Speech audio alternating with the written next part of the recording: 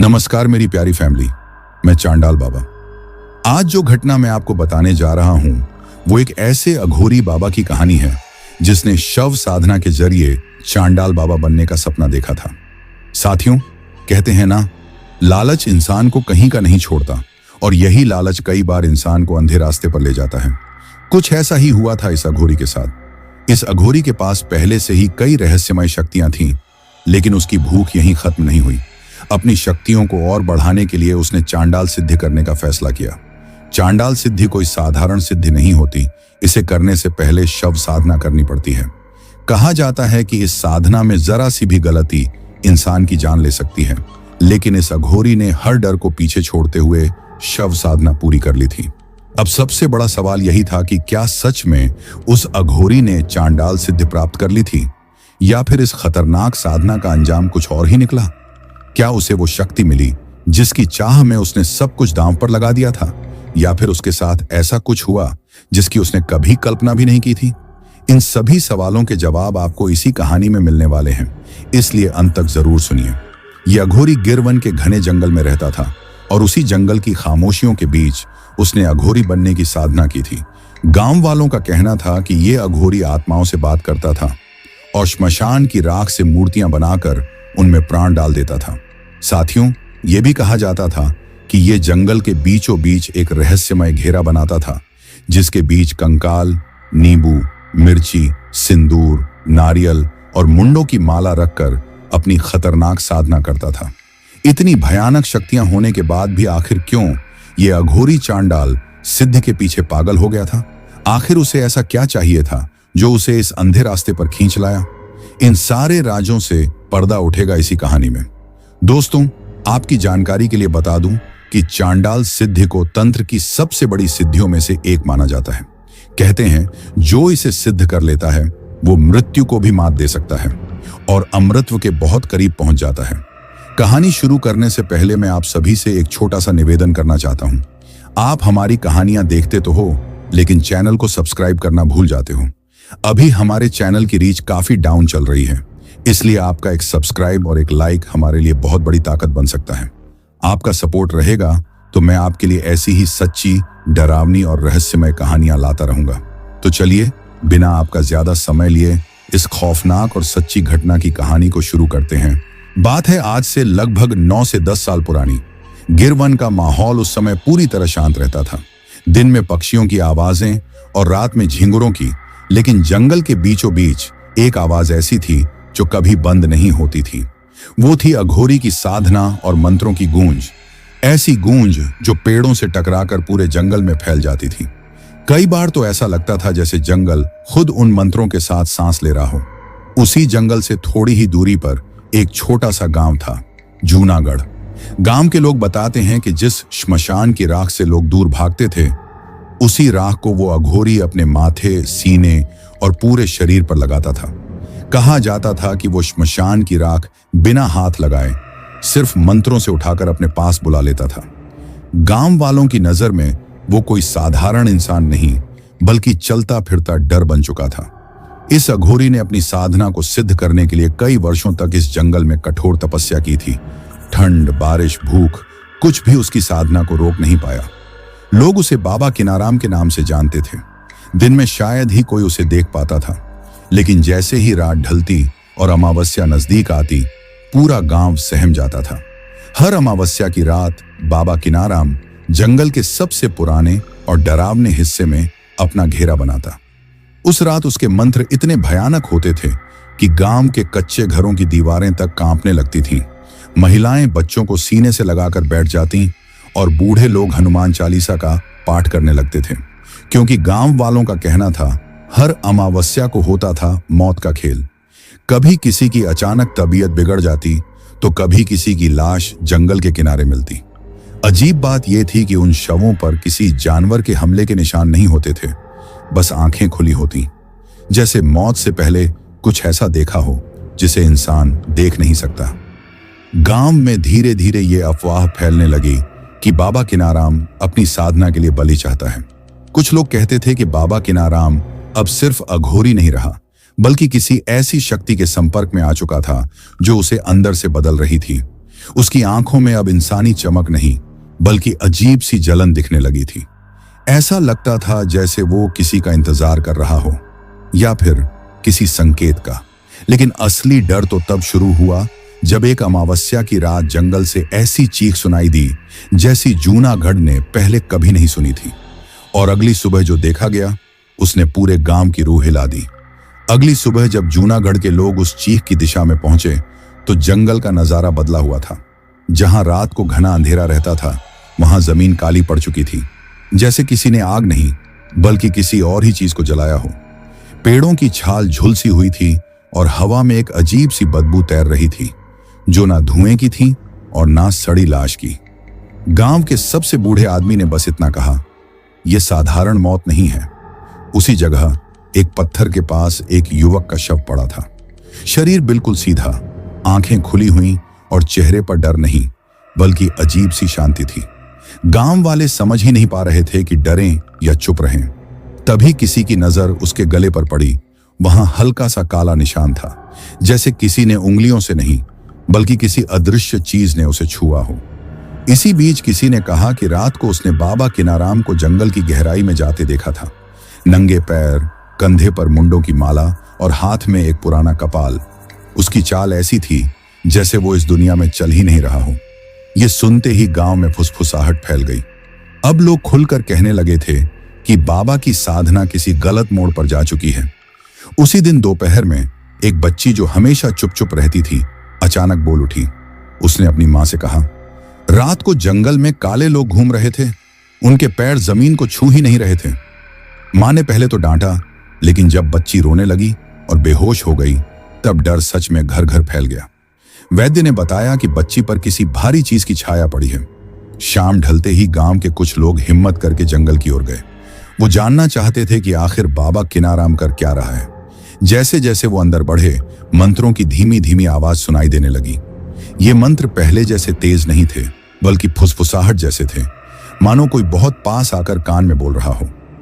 एक जगह पहुंचकर उन्होंने देखा कि बाबा किनाराम जमीन पर नहीं बल्कि राख के ढेर के बीच बैठा था।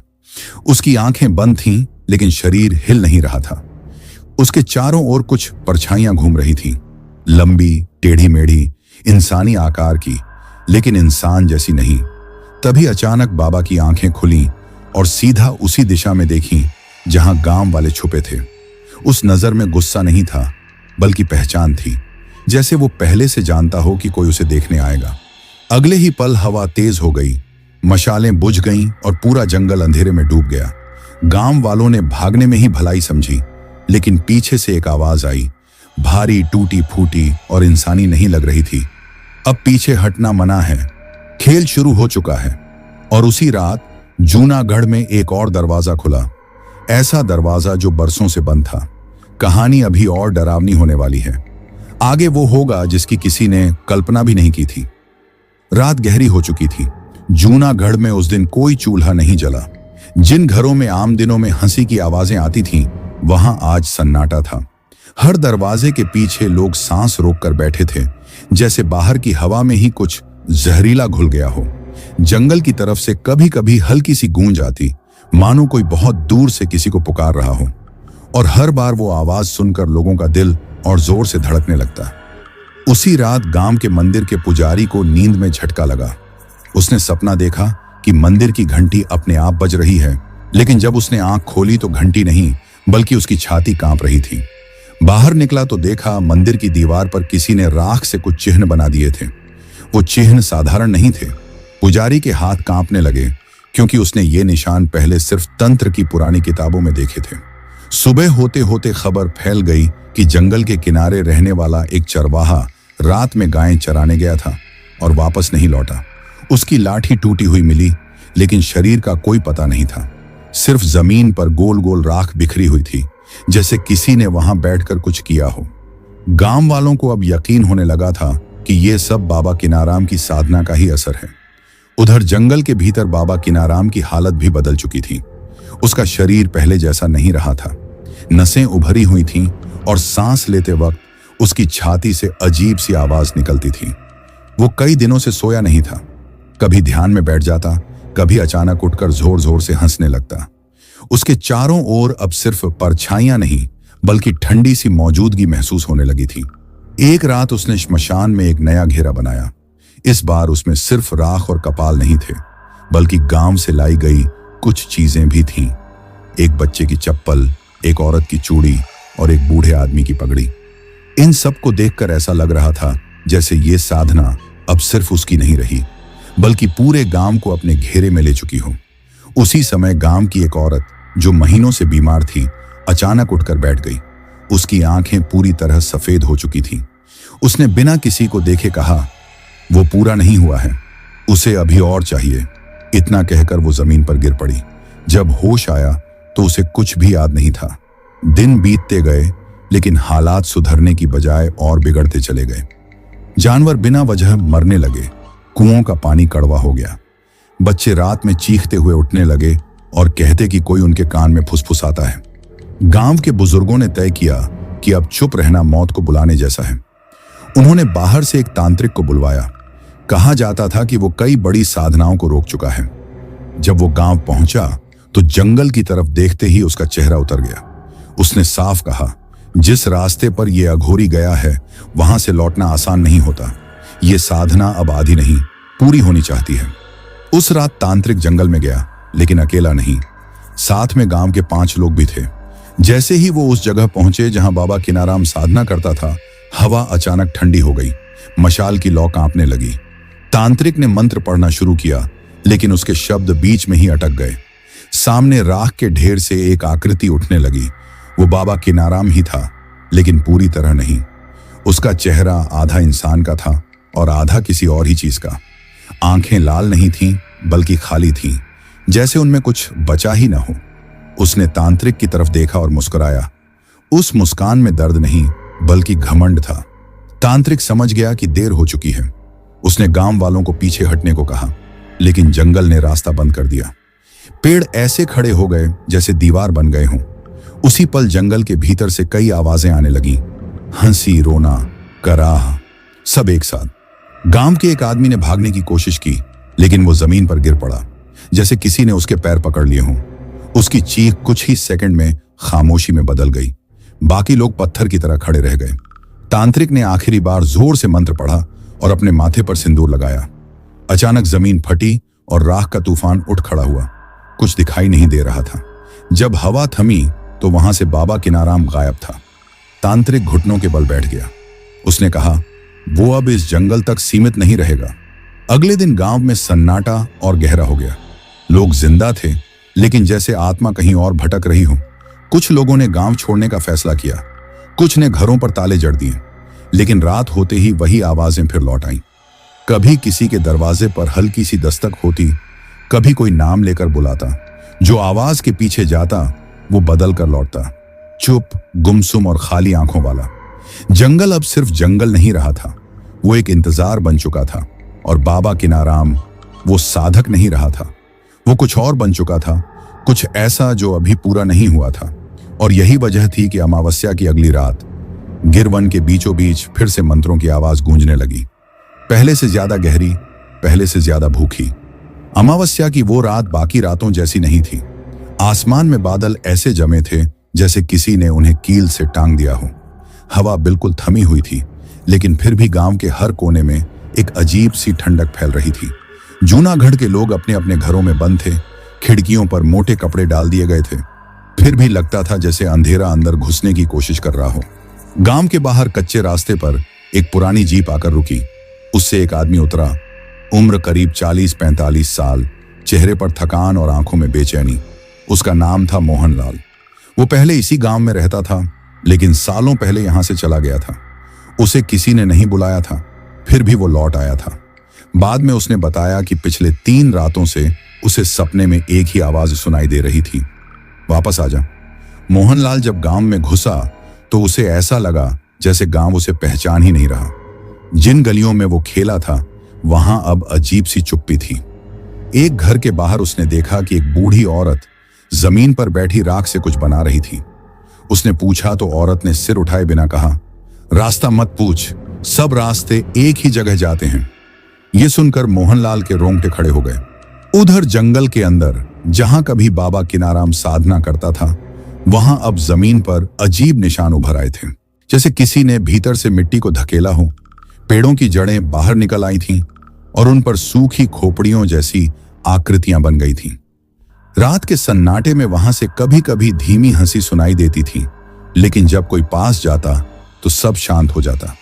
गांव के स्कूल में उस रात अजीब घटना हुई।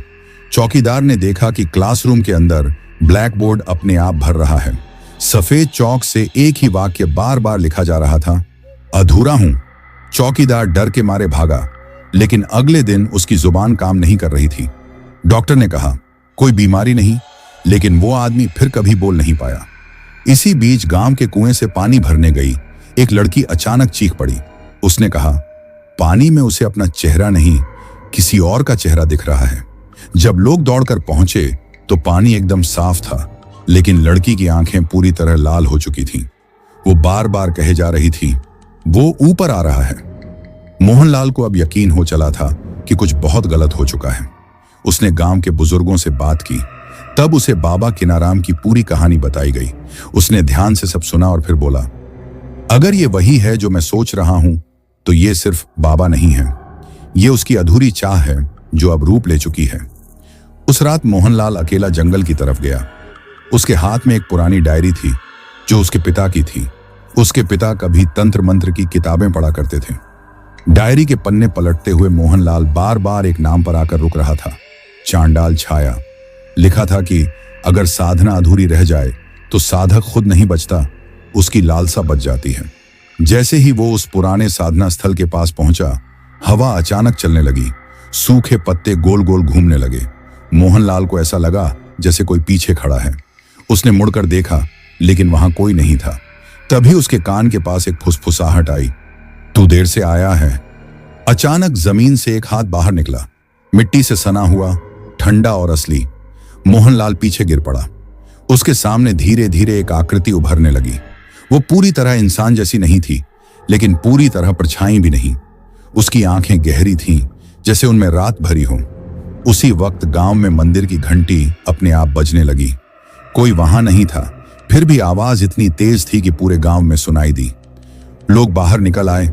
आसमान में एक पल के लिए बिजली चमकी और सबने देखा, जंगल की तरफ काले धुएं का स्तंभ उठ रहा है।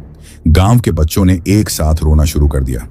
एक बच्चा बार बार एक ही बात कह रहा था, वो बाबा नहीं है, वो बाबा नहीं है। किसी को समझ नहीं आ रहा था कि क्या किया जाए। पुलिस को खबर दी गई, लेकिन नेटवर्क ही नहीं था।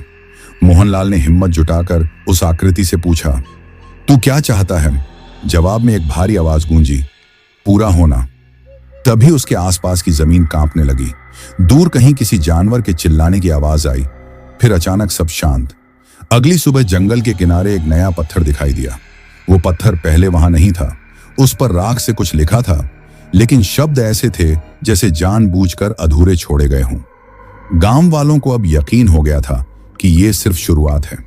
उस रात फिर कोई नहीं सोया, क्योंकि हर किसी को लग रहा था कि कोई है जो बस बुलाए जाने का इंतजार कर रहा है, और जो पुकार सुन लेगा वो पहले जैसा कभी नहीं रहेगा। सुबह की पहली रोशनी जूनागढ़ पर पड़ी तो ऐसा लगा जैसे गांव ने रात भर सांस ही नहीं ली हो। धूप थी, लेकिन उसमें गर्मी नहीं थी। लोग धीरे धीरे अपने घरों से बाहर निकले, जैसे हर कदम सोच समझ कर रख रहे हों। जंगल की तरफ देखने की किसी में हिम्मत नहीं थी। जो भी उस दिशा में देखता, उसे लगता जैसे पेड़ उसे घूर रहे हों। मोहनलाल पूरी रात जंगल से लौटा नहीं था। उसकी जीप गांव के बाहर ही खड़ी मिली। उसकी डायरी का एक पन्ना हवा में उड़ता हुआ मंदिर की सीढ़ियों पर आ गिरा। पुजारी ने उठाकर देखा, उस पर सिर्फ एक पंक्ति लिखी थी, अगर मैं लौट न सकूं तो समझ लेना कि वो मुझसे बोल चुका है। इधर गांव के स्कूल में बच्चों को भेजना बंद कर दिया गया। मास्टर जी ने स्कूल का ताला लगाते वक्त देखा कि अंदर की खिड़कियों पर अंदर से हाथों के निशान बने हुए हैं, छोटे छोटे, जैसे किसी बच्चे के हों। लेकिन स्कूल पूरी रात बंद था। मास्टर जी ने बिना कुछ बोले ताला लगाकर चाबी मंदिर में रख दी। दोपहर के करीब जंगल से बदबू आने लगी। ये सड़न की बदबू नहीं थी, बल्कि गीली राख और जली लकड़ी की मिलीजुली गंध थी। कुछ युवक हिम्मत करके जंगल के किनारे तक गए। वहां उन्होंने देखा कि जमीन पर नए नए पैरों के निशान हैं, लेकिन अजीब बात यह थी कि वो निशान कहीं जाकर खत्म नहीं होते थे। बस अचानक मिट्टी साफ हो जाती थी। उसी समय गांव की एक औरत दौड़ती हुई आई। उसकी गोद में उसका बेटा था, करीब 7 साल का। बच्चा लगातार कांप रहा था। उसने आंखें बंद कर रखी थीं और बुदबुदा रहा था। वो मुझे गिन रहा था, 1 2 3। डॉक्टर को बुलाया गया, लेकिन डॉक्टर ने हाथ खड़े कर दिए। बोला, शरीर बिल्कुल ठीक है, डर अंदर बैठ गया है। शाम होते होते गांव के बाहर से ढोल जैसी आवाज आने लगी, धीमी, भारी, एक तय लय में। किसी शादी या त्योहार की नहीं, बल्कि अंतिम यात्रा जैसी। लोग छतों पर चढ़कर देखने लगे, लेकिन सड़क खाली थी। आवाज आती रही, फिर अचानक बंद हो गई। उसी पल गांव की बिजली चली गई। अंधेरे में ही मंदिर की घंटी फिर बज उठी। इस बार आवाज टूटी फूटी थी, जैसे कोई उसे खींचकर बजा रहा हो। कुछ लोग मंदिर की तरफ भागे। अंदर देखा तो घंटी हिल रही थी, लेकिन रस्सी गायब थी। जमीन पर राख से एक गोला बना था, बिल्कुल वैसा ही जैसा बाबा किनाराम बनाता था। उसी रात पहली बार किसी ने बाबा किनाराम को गांव में देखा, या शायद देखा नहीं, महसूस किया। गांव के आखिरी घर में रहने वाला बूढ़ा हरिया, जो चल भी ठीक से नहीं पाता था, सुबह मरा मिला। उसके चेहरे पर डर नहीं था, बल्कि हल्की सी मुस्कान थी। उसकी हथेली पर राख से एक निशान बना था, आधा अधूरा। जंगल के अंदर पुराने साधना स्थल पर अब चीजें बदल रही थीं।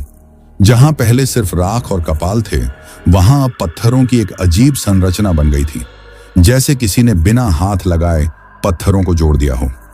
रात में वहां से हल्की रोशनी दिखने लगी थी, नीली सी, ठंडी। तीसरी रात गांव के 4 कुत्ते एक साथ जंगल की तरफ भागे और फिर कभी वापस नहीं आए। उनकी आवाजें बहुत देर तक सुनाई देती रहीं, फिर अचानक एक साथ बंद हो गईं। उसी रात कुछ लोगों ने देखा कि जंगल के ऊपर बादल गोल गोल घूम रहे हैं, जैसे किसी चीज को ढकने की कोशिश कर रहे हों। मोहनलाल का नाम अब गांव में डर बन चुका था। कुछ लोग कहने लगे कि वो ही बाबा किनाराम को वापस ले आया है। कुछ कहते कि वो खुद फंस गया है, लेकिन किसी को नहीं पता था कि वो जिंदा है या नहीं। चौथी रात एक अजीब घटना हुई। गांव के बीचों बीच पुराने पीपल के पेड़ के नीचे एक गड्ढा अपने आप बन गया। मिट्टी अंदर धंसती चली गई। सुबह जब लोग देखने पहुंचे तो वहां एक पुराना कपाल पड़ा था, जिस पर ताजा खून लगा हुआ था। किसी का खून था, ये कोई नहीं जानता था। उसी दिन एक बुजुर्ग ने बताया कि बरसों पहले भी ऐसा ही कुछ हुआ था, लेकिन तब गांव के लोगों ने जंगल का वो हिस्सा बंद कर दिया था। उसने कहा, इस बार फर्क ये है कि वो बाहर आ चुका है। रात होते ही हवाएं चलने लगीं, दरवाजे अपने आप खुलने लगे। लोग भीतर से कुंडे लगाकर बैठे थे। किसी किसी को ऐसा लग रहा था जैसे कोई खिड़की के बाहर खड़ा सांस ले रहा हो, धीमी, भारी सांस। 5वीं रात मोहनलाल वापस लौटा, या यूं कहें कि उसका शरीर लौटा। वो गांव के बाहर बेहोश पड़ा मिला। शरीर पर कोई चोट नहीं थी, लेकिन आंखें खुली थीं और बिल्कुल खाली।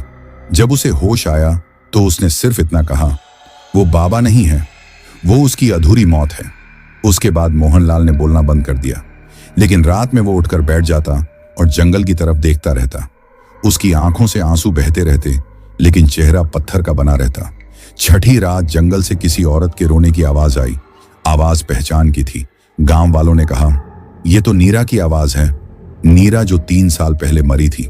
लोग अपने अपने घरों में दुबक गए। रोने की आवाज धीरे धीरे हंसी में बदल गई। 7वीं रात पहली बार किसी ने देखा कि जंगल से एक परछाई गांव की तरफ बढ़ रही है, लंबी, टेढ़ी, बिना पैरों के। जहां जहां वो गुजरी वहां घास सूख गई।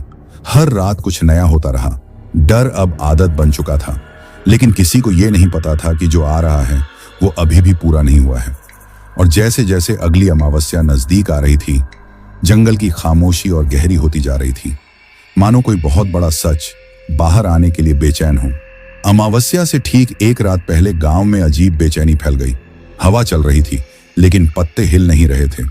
ऐसा लग रहा था जैसे हवा गांव के अंदर से गुजर रही हो, बाहर से नहीं। लोग अपने अपने घरों में बैठे थे, मगर किसी के घर में दिया ठीक से जल नहीं रहा था। बाती बार बार बुझ जाती, जैसे कोई अदृश्य उंगलियों से उसे दबा रहा हो। मोहनलाल उस रात अचानक बिस्तर से उठ बैठा। उसकी आंखें खुली थीं, लेकिन होश में नहीं। उसकी पत्नी ने डरते हुए पूछा, मोहन, क्या हुआ? मोहनलाल के मुंह से आवाज नहीं, बल्कि एक भारी सांस निकली। फिर बहुत धीमे से बोला, वो मुझे बुला रहा है, आज वो पूरा होना चाहता है। इतना कहकर वो नंगे पैर घर से बाहर निकल गया। उसकी पत्नी चीखती रही, लेकिन गांव में कोई बाहर नहीं आया। सबको लग रहा था अगर आज बाहर निकले तो लौटकर नहीं आएंगे। उधर जंगल के भीतर पुराना साधना स्थल अब पहचान में नहीं आ रहा था। वहां जो पत्थरों का ढांचा बना था वो और ऊंचा हो गया था। बीच में राख का ढेर नहीं बल्कि गाढ़ा काला गड्ढा बन चुका था। उस गड्ढे से कुछ ऊपर उठ रहा था, धुएं जैसा, लेकिन धुआं नहीं। उसमें चेहरे बनते बिगड़ते दिख रहे थे। मोहनलाल वहां पहुंचा तो उसके कानों में एक साथ कई आवाजें गूंजने लगीं। डर मत, तू ही बचा है, हमें बाहर आना है। उसने कान ढक लिए और चिल्लाया, बस करो, तुम बाबा नहीं हो, तुम कुछ और हो। तभी उसके सामने वो आकृति साफ दिखाई दी। इस बार वो परछाई नहीं थी, उसका शरीर था, अधूरा, जैसे किसी ने इंसान को आधा छोड़ दिया हो। चेहरा कभी बाबा किनाराम का लगता, कभी बिल्कुल अनजान, आंखें गहरी और भूखी। वो बोला, आवाज ऐसी जैसे जमीन के नीचे से आ रही हो, मैं वही हूं और वही नहीं हूं। किनाराम ने मुझे बनाया लेकिन छोड़ा अधूरा। मोहनलाल कांपते हुए बोला, तू गांव क्यों आ रहा है? लोगों ने तेरा क्या बिगाड़ा? आकृति हंसी। वो हंसी इतनी ठंडी थी कि मोहनलाल के दांत बजने लगे, क्योंकि अब साधना अकेले की नहीं रही, अब बलि चाहिए, ज्यादा। उसी वक्त गांव में कुत्ते फिर से भौंकने लगे। इस बार उनकी आवाज डर की नहीं, दर्द की थी। एक घर से चीख आई, फिर दूसरे से। लोग बाहर नहीं निकले, लेकिन हर किसी को लगा जैसे कोई उनके घर के अंदर घूम रहा है। पीपल के पेड़ के नीचे जो गड्ढा बना था, वहां से अचानक हाथ बाहर निकले, सूखे काले नाखूनों वाले। पास रहने वाली औरत बेहोश होकर गिर पड़ी। उसके मुंह से बस एक ही वाक्य निकला, अब गिनती शुरू हो गई है। मंदिर के पुजारी ने हिम्मत जुटाकर शंख बजाया। शंख की आवाज आधी ही निकली और टूट कर रह गई। पुजारी रोते हुए बोला, यह देवता का इलाका नहीं रहा, यह कुछ और है। जंगल में आकृति ने मोहनलाल के बहुत पास आकर कहा, तू मुझे देख सकता है क्योंकि तू बुलाया गया है। अगली अमावस्या पर या तो मैं पूरा हो जाऊंगा या पूरा गांव खाली हो जाएगा। मोहनलाल की आंखों से आंसू बहने लगे। तो मुझे क्यों छोड़ा? आकृति की आवाज और भारी हो गई, क्योंकि तू कहानी सुनाएगा, डर फैलाएगा, ताकि और लोग आएं। अचानक जमीन हिलने लगी, पेड़ चरमराने लगे। आकृति वापस गड्ढे में उतरने लगी। जाते जाते उसने कहा, अभी तो बस दस्तक दी है, दरवाजा खुलना बाकी है। सुबह जब गांव वाले बाहर निकले तो मोहनलाल जंगल के किनारे बैठा मिला। उसके बाल सफेद हो चुके थे। उसने किसी की तरफ देखा और फुसफुसाया, बाबा किनाराम मर नहीं पाया और अब वो हमें भी मरने नहीं देगा। उसी दिन गांव के रास्ते पर एक नया पत्थर दिखाई दिया, जिस पर साफ लिखा था, पहला पूरा हुआ। सुबह होते ही गांव के लोग उस पत्थर के चारों ओर जमा हो गए, जिस पर लिखा था, पहला पूरा हुआ। कोई समझ नहीं पा रहा था कि इसका मतलब क्या है। तभी एक बूढ़े ने कांपती आवाज में कहा, पहला मतलब ये शुरुआत है। इतना सुनते ही भीड़ में सन्नाटा छा गया।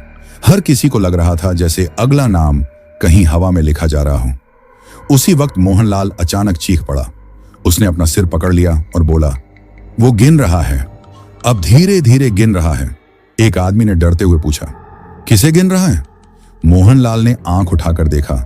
उसकी पुतलियां फैली हुई थीं। हमें दोपहर में गांव के तालाब के पास अजीब हलचल दिखी। पानी बिना हवा के लहराने लगा। एक लड़का नहाने गया था। वो चिल्लाता हुआ बाहर आया, बोला, पानी के अंदर कोई बैठा था, राख लगाए मेरी तरफ देख रहा था। जब लोग पास पहुंचे, तालाब एकदम शांत था, लेकिन पानी की सतह पर राख तैर रही थी। शाम ढलते ही जंगल की तरफ से ढोल जैसी आवाज फिर शुरू हो गई। इस बार लय साफ थी, 1 2 1 2। एक औरत रो पड़ी। ये कदमों की आवाज है। और सच में जंगल के रास्ते पर धूल उठती दिखाई दी, जैसे कोई भारी चीज धीरे धीरे गांव की तरफ बढ़ रही हो। उसी रात गांव के बीच वाले घर से चीख निकली। लोग दौड़े तो देखा, घर का दरवाजा अंदर से बंद था, लेकिन अंदर की दीवारों पर राख से पंजों के निशान बने हुए थे। घर का मालिक बिस्तर पर बैठा हाँफ रहा था। उसने बस इतना कहा। वो बोला, दूसरा। जंगल में उस वक्त कुछ और ही हो रहा था। पुराने साधना स्थल पर अब सिर्फ एक आकृति नहीं थी, वहां 3 परछाइयां खड़ी थीं। बीच वाली भारी आवाज में बोली, किनाराम ने रास्ता खोला। अब पीछे लौटना नहीं। दूसरी परछाई ने फुसफुसाकर कहा, गांव जाग चुका है। तीसरी बस हंसती रही। मंदिर के पुजारी ने गांव वालों को इकट्ठा किया। उसने थरथराते हुए कहा, अगर ये यूं ही चलता रहा तो अगली अमावस्या तक गांव खाली हो जाएगा। किसी ने पूछा, तो करें क्या? पुजारी की आंखों से आंसू गिर पड़े। जिसने इसे शुरू किया उसी को इसका सामना करना होगा। सबकी नजर मोहनलाल पर गई। वो जमीन पर बैठा बुदबुदा रहा था। किसी ने उसे हिलाया। वो चौंक कर बोला, वो मुझे नहीं छोड़ेगा, क्योंकि मैंने देख लिया है कि वो क्या है। रात गहराते ही गांव की बिजली फिर चली गई। इस बार अंधेरा सिर्फ बाहर नहीं था, लोगों को लग रहा था जैसे उनके सिर के अंदर भी कुछ बुझ गया हो। तभी एक बच्चे की आवाज आई, मां, कोई खिड़की के बाहर खड़ा है। मां ने कांपते हुए पर्दा हटाया और चीख भी नहीं निकल पाई। उसी समय जंगल से एक तेज गंध आई, गीली राख और खून की। हवा भारी हो गई। मोहनलाल उठ खड़ा हुआ और बोला, आज वो खुद आएगा। अब परछाइयों की जरूरत नहीं। पीपल के पेड़ के नीचे जमीन फिर से ढंसने लगी। इस बार उसमें से सिर्फ हाथ नहीं, पूरा धड़ बाहर आने लगा। गांव वालों ने पीछे हटते हुए सुना, तीसरा। मोहनलाल ने हिम्मत करके चिल्लाया, रुको, अगर चाहिए तो मुझे ले लो। हवा में ठाका गूंजा। वही भारी आवाज आई, तू तो आखिर में है, अभी और देखने दे। और तभी गांव के आखिरी छोर पर किसी के दरवाजे पर जोर की दस्तक हुई। 1, 2, 3। कोई नहीं जानता था कि उस दरवाजे के खुलते ही क्या होने वाला है। और यही डर था। रात की उस दस्तक के बाद पूरे गांव में जैसे सांसें थम गईं। किसी ने दरवाजा नहीं खोला, लेकिन हर किसी को लगा जैसे वो आवाज उसके अपने घर के सामने हुई हो। कुछ पल बाद वही भारी कदमों की आवाज गली में गूंजने लगी।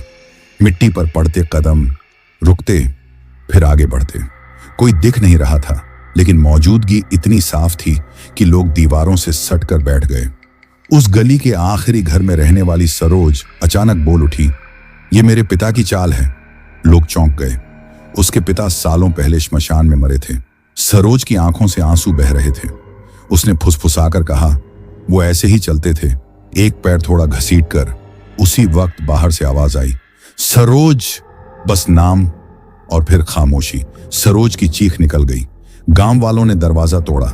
बाहर कोई नहीं था, लेकिन जमीन पर राख से बना एक तीर जंगल की तरफ इशारा कर रहा था। जंगल के भीतर उसी समय पत्थरों की वो संरचना अब और फैल चुकी थी। उसके चारों ओर छोटे छोटे गड्ढे बन गए थे, जैसे किसी ने वहां बैठने की जगह तैयार की हों। हवा में मंत्रों की टूटी फूटी आवाजें तैर रही थीं, जिनका कोई साफ अर्थ नहीं था, लेकिन सुनने वाले के दिल में डर बैठा देती थीं। मोहनलाल को अचानक उल्टी होने लगी। वो घुटनों के बल बैठ गया। किसी ने पूछा, क्या देखा तुमने? उसने कांपती आवाज में कहा, वो अब अकेला नहीं है, वो यादें खा रहा है, लोगों की। सुबह होते होते गांव में एक और अजीब खबर फैल गई। जो पत्थर पर पहला पूरा हुआ लिखा था, उस पर एक और लकीर बन गई थी। किसी ने रात में उसे छुआ नहीं था, फिर भी राख ताजी थी। नीचे एक और शब्द उभरा था, दूसरा चुना गया। गांव की औरतें रोने लगीं। कोई नहीं जानता था दूसरा कौन है, लेकिन हर कोई अपने भीतर एक नाम महसूस कर रहा था।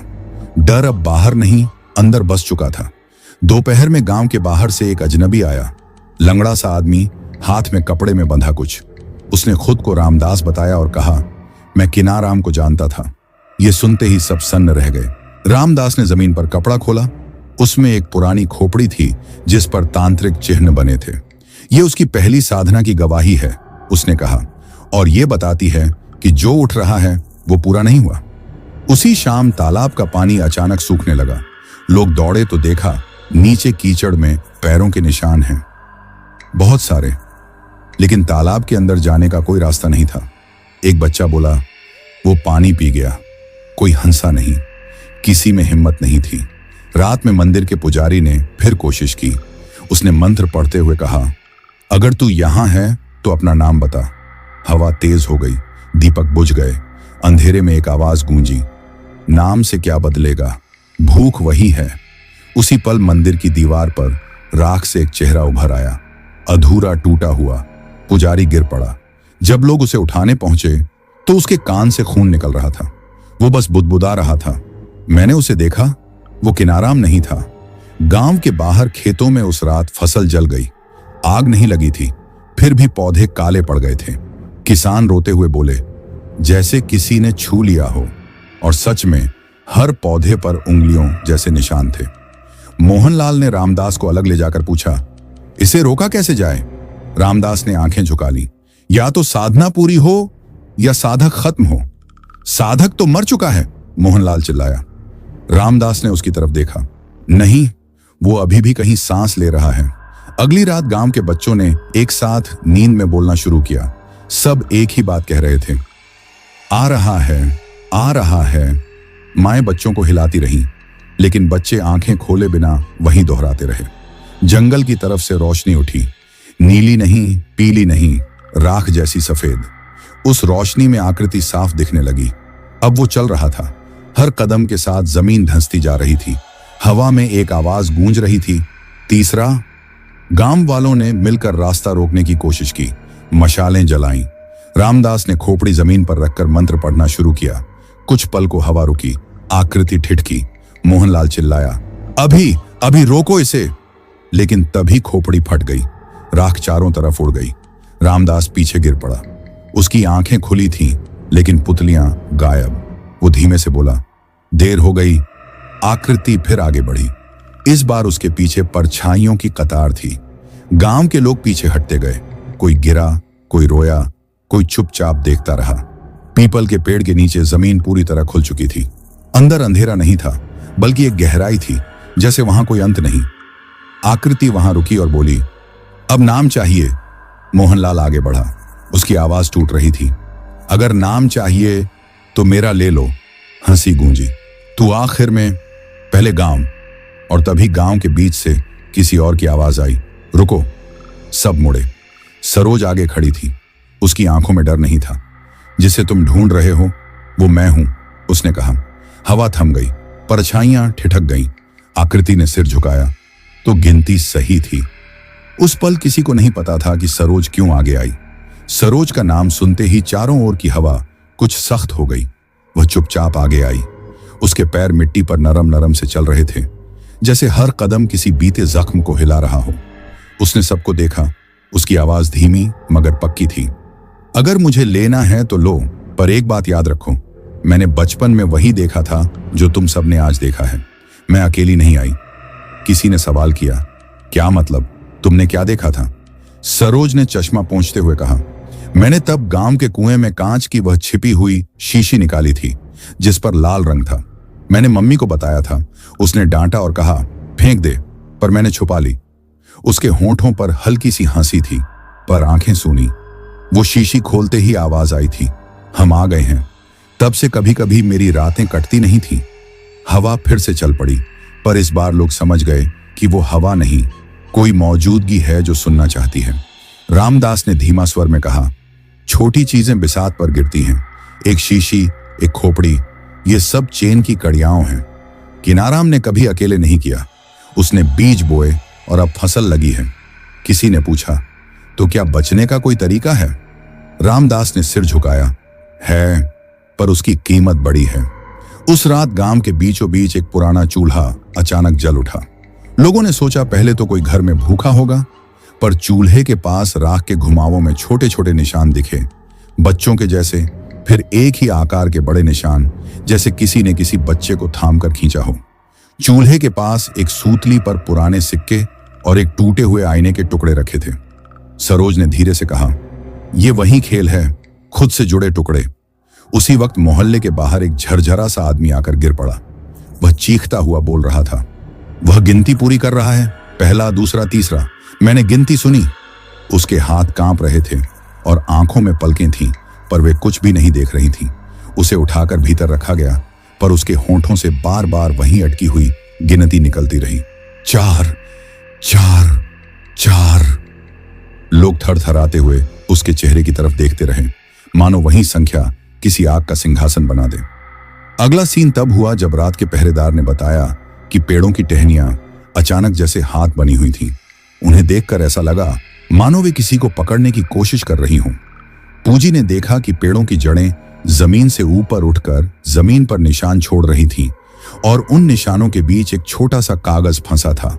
उस पर स्याही से लिखा था, तेरा समय नजदीक है। कागज के कोने गीले थे, जैसे किसी ने उसे रोते हुए रखा हो। मोहल्ले के एक बुजुर्ग ने गहरी सांस लेकर कहा, कहना आसान है, हम लड़ेंगे, हम मिलेगा, पर क्या हम जानते हैं किससे लड़ रहे हैं? तभी दूर से किसी ने पुकारा, नीरा। आवाज थी, पर नजदीकी घरों में नीरा की बहू बैठी थी और उसने कहा, वो तो मरी हुई है। फिर भी आवाज दोहराई गई, नीरा, नीरा। और एक पल के लिए सबने महसूस किया कि घरों की दीवारें खुद कांप गईं। सरोज ने आगे झुककर बताया कि जब वह छोटी थी, कांच की शीशी खोली तो एक बूढ़े की आवाज आई थी, हम भूखे हैं। उसने कहा था कि आवाज ने उसे नहीं छेड़ा, पर बाद में हर बार जब कोई आंच निकट आता, वह आवाज लौट आती। 1, 2, 3। सरोज की आंखें अचानक बड़ी हो गईं। उसने मुट्ठी में दबे किसी चीज को खोला, एक छोटा ताबीज जो उसने वर्षों से पहना था। ताबीज के पीछे मिट्टी की हल्की गंध थी और उस पर हल्का सा निशान, कपाल जैसा, जो रातों रात और गहरा हो रहा था। रामदास ने कहा, ताबीज एक सीमित समाधान दे सकता है, पर ताबीज का निर्माण उस वक्त हुआ था जब पहले बलि दी गई थी। अगर हम वापसी के लिए किसी का बलिदान देंगे तो ये थमेगा, पर किसी के जीवन का ताज छोड़कर कौन देगा? उसकी आवाज टूट रही थी और आंखों में थरथराहट थी। भीड़ में सन्नाटा। फिर कहीं से किसी ने कहा, हम खुद चुनते हैं। आवाज धीमी पर पक्की थी। सबने देखा, सरोज के बाल अब सफेद सी चमकते हुए दिख रहे थे। बोली, कौन? सरोज ने कहा, मैंने बचपन में वह शीशी नहीं फेंकी, मैं उसे छुपाती रही। उसे चुपके से देखा। वो हमें नहीं खाना चाहता, वो हमारी चींजें खा रहा है, हमारे डर, हमारी यादें, हमारे रिश्ते। उसने मेरे पापा की याद नहीं ली, पर उसने मेरी यादों को छीन लिया। उसकी सांस ने आता हुआ कहा, पर सरोज, तूने हमें बचाने के लिए क्या कर सकती है? सरोज ने ठंडी आवाज में कहा, अगर मैं सामने खड़ी हूं तो वह तुम्हें नहीं छुएगा, पर मैं अकेली नहीं रह सकती। अचानक गांव के एक कोने से भूकंप जैसा हल्का सा थर्राना आया। घरों की खिड़कियां हिलीं और एक बच्चे की पेंसिल नीचे गिर पड़ी। वो फिसलकर स्कूल के रास्ते की तरफ बढ़ी और रुककर जमीन पर लिखा, रुक जाओ। वह शब्द पेंसिल के साथ नहीं लिखे गए थे। पेंसिल के आगे मिट्टी की सी गंध थी, जैसे किसी ने उसे वहां से खींचा हो। बच्चे की मां के होंठ सूख गए। उसने रुका नहीं, बस एक ही शब्द बोला, वो सिखा रहा है। सबकी निगाहें एक बार फिर सरोज पर आकर ठहर गईं। फिर बाजार की ओर से एक और अजीब सीन आने लगा। दुकानों की घंटियां खुद ब खुद बज रही थीं, पर किसी के अंदर आने की तसल्ली नहीं थी। घंटियां बजती और बंद होती, हर बार परछाइयों की एक और परत दिखाई देती। रामदास ने खोपड़ी को उठाकर देखा। अब उस पर और निशान उभर आए थे, छोटे छोटे बच्चे के हाथों जैसे निशान। निशान नहीं, बल्कि छापें। रामदास का चेहरा सफेद पड़ गया। ये निशान हमारी पीढ़ियों से जुड़े हैं, उसने कहा। हमने जो अनदेखा किया वो वापस नहीं जाता। रात बढ़ती गई और गांव के कई लोग अपने अपने घरों की दीवारों पर राख से चिन्ह बनाने लगे। कुछ ने कहा ये एक सुरक्षा है, कुछ ने कहा यह पागलपन है, पर जो चिन्ह बने उनकी आकृति दिन ब दिन बदलती चली जा रही थी। पहले आधी कपाल, फिर आधा मानव हाथ, और बीच में एक खाली जगह जो किसी नाम की प्रतीक्षा कर रही थी। मुट्ठियों में कंपी और चूल्हे की लौ ऐसे झुकती जैसे कोई अपनी सांस दे रहा हो। सबसे अजीब बात तब हुई जब सुबह के पहले पहर में गांव के बीच से एक बार फिर वही तालाब फूटा और उसमें से आवाज आई। रोना नहीं, गिनती। आवाज धीमी, ठहरी हुई। 1, 2, 3। और तालाब के किनारे खड़े लोग बताते रहे कि पानी के भीतर किसी ने उंगलियां दिखाई दी। फिर तालाब के किनारे राख के छोटे छोटे मोती गिरे, मोटे मोटे, जैसे किसी ने खुशियां उधार ली हों और फिर चुकाने आया हो। मोहनलाल ने फूंक मारते हुए कहा, ये मोती हमारी यादें हैं, ये इसलिए लौट रहे हैं कि हम उन यादों को भूल गए। अगले सीन में, जैसा कि दिन करीब हुआ, गांव के बच्चों ने बताया कि वे सपने में बार बार वही जगह देखते हैं, एक गहरा गड्ढा, और उसके अंदर से आवाज जो उन्हें अपनी ओर खींचती है। एक बच्चे ने कहा, वह मुझे अपनी दालान में ले जा रहा था और वहां मैंने पापा को देखा जो पहले से ही नहीं थे। मां रोई, बच्चे चुप रहे और सरोज एक कोने में बैठकर अपना ताबीज पकड़कर धीमे से गा रही थी, एक पुरानी लोरी जिसमें शब्द अधूरे थे। और तभी जंगल की ओर से एक तेज धमाका सुनाई दिया। सब मुड़े धुएं के स्तंभ के बीच से कुछ गिरा, एक बड़ा पुराना बर्तन जिस पर उकेरी हुई लकीरें थीं। बर्तन फटे और उसे राख के साथ एक छोटा सा पत्र गिरा। पत्र पर लिखा था, अधूरा रहने पर भी जीने का हुनर नहीं। पत्र का स्याही धुंधला था, पर शब्द नीले थे, अजीब से नीले। सरोज ने उसे उठाया और पढ़ते ही चिल्ला पड़ी, ये वही लिपि है जो मेरी शीशी पर थी। हवा एक बार फिर शांत हुई, पर इस बार सब जानते थे कि कुछ बदल चुका था। किसी ने दस्तक दी, किसी ने जवाब दिया, और अब इंतजार इकट्ठा होकर खड़ा था। सरोज ने धीरे से कहा, अगर मैं आगे बढ़ूंगी तो यह सब रुकेगा, पर मैं अकेली नहीं जाऊंगी। रामदास ने उसकी पलकें देखी, पुजारी ने चुपमा। सबने देखा कि उसकी आंखों में अब कोई पुराना सौदा जाग उठा है। एक सौदा जो गांव कभी भूलना नहीं चाहता था, पर अब उसे पूरा करना होगा। और जैसे ही सरोज ने कदम बढ़ाया, जंगल की गहराई से एक और आवाज आई। उस आवाज में न तो भय था और न ही गुस्सा, बस एक सूखी थकान। उसने कहा, अब आखिरी पन्ना खुलने वाला है। आखिरी कौन था? यह तो अभी भी अंधेरे में दबी हुई थी। सरोज ने कदम बढ़ाया और उसके कदमों की आवाज शायद ही किसी ने सुनी हो। सबकी निगाहें उस पर टिक गईं, मानो किसी ने रात भर एक चिराग दिल में जलाकर रख लिया हो। जैसे ही वह पीपल के पास पहुंची, हवाओं में अचानक एक हल्की बचकानी सी हंसी गूंजी। ये वही आवाज थी जो बचपन में उसके ख्यालों को चीरती थी। सरोज ने गर्दन घुमाकर कहा, अगर तुम सच में हो तो सामने आओ। आवाज ने जवाब दिया, मैं हमेशा सामने हूं। पर उस सामने का कोई चेहरा नहीं था, सिर्फ धुंधली परछाइयां जो अटक कर झूल रही थीं। अगला सीन एकदम अलग था। गांव की गली में एक वृद्ध ने अचानक अपने पुराने बक्से खोले और उसमें रखे पत्रों को फाड़ना शुरू कर दिया। हर पत्र जब हवा में उड़ा तो उसके कागज के टुकड़े राख में बदलते चले गए। लोग दूर खड़े देख रहे थे। बूढ़ा आदमी चीख सी मारकर बोला, ये यादें मेरी थीं, तुम कैसे छीनोगे? पर उसकी आवाज को जंगल की ओर से एक धीमी ठंडी लय ने काट दिया। यादें लौटनी हैं। किसी ने बक्सा बंद करने की कोशिश की तो उसके हाथ जले जैसे किसी ने उसे छुआ हो। पर जला हुआ निशान ओढ़ने के बाद भी वृद्ध मुस्कुरा उठा। उसके चेहरे पर किसी तरह की मुक्ति सी थी। अगली रात तबीयत और बिगड़ गई। एक युवा जोड़ी, रमेश और मीना, बाहर थी। वे दोनों खेती के काम से लौटा करते थे। उस दिन भी वे देर तक खेत में रहीं। रास्ते पर जब वे गुजरे तो अचानक पेड़ों की छांव में दो छोटी छोटी आंखें चमकी। रमेश ने तीर किस्सा कर पूछा, कौन है? आवाज आई, हम। मीना ने उसके हाथ पकड़ा और भागने लगी, पर जैसे ही वे भागे, जमीन ने उनके पैरों के नीचे हथेली के निशान बना दिए। झटपट छोटे सफेद निशान जो कुछ ही पल में गायब हो गए। दोनों घर पहुंचे और दरवाजा बंद करके अंदर झूठ बोलते रहे कि कुछ नहीं हुआ। पर मीना की उंगलियां कांप रही थीं और उसने बार बार कहा, वो मेरे साथ गिन रहा था, हमारी हंसी गिन रहा था।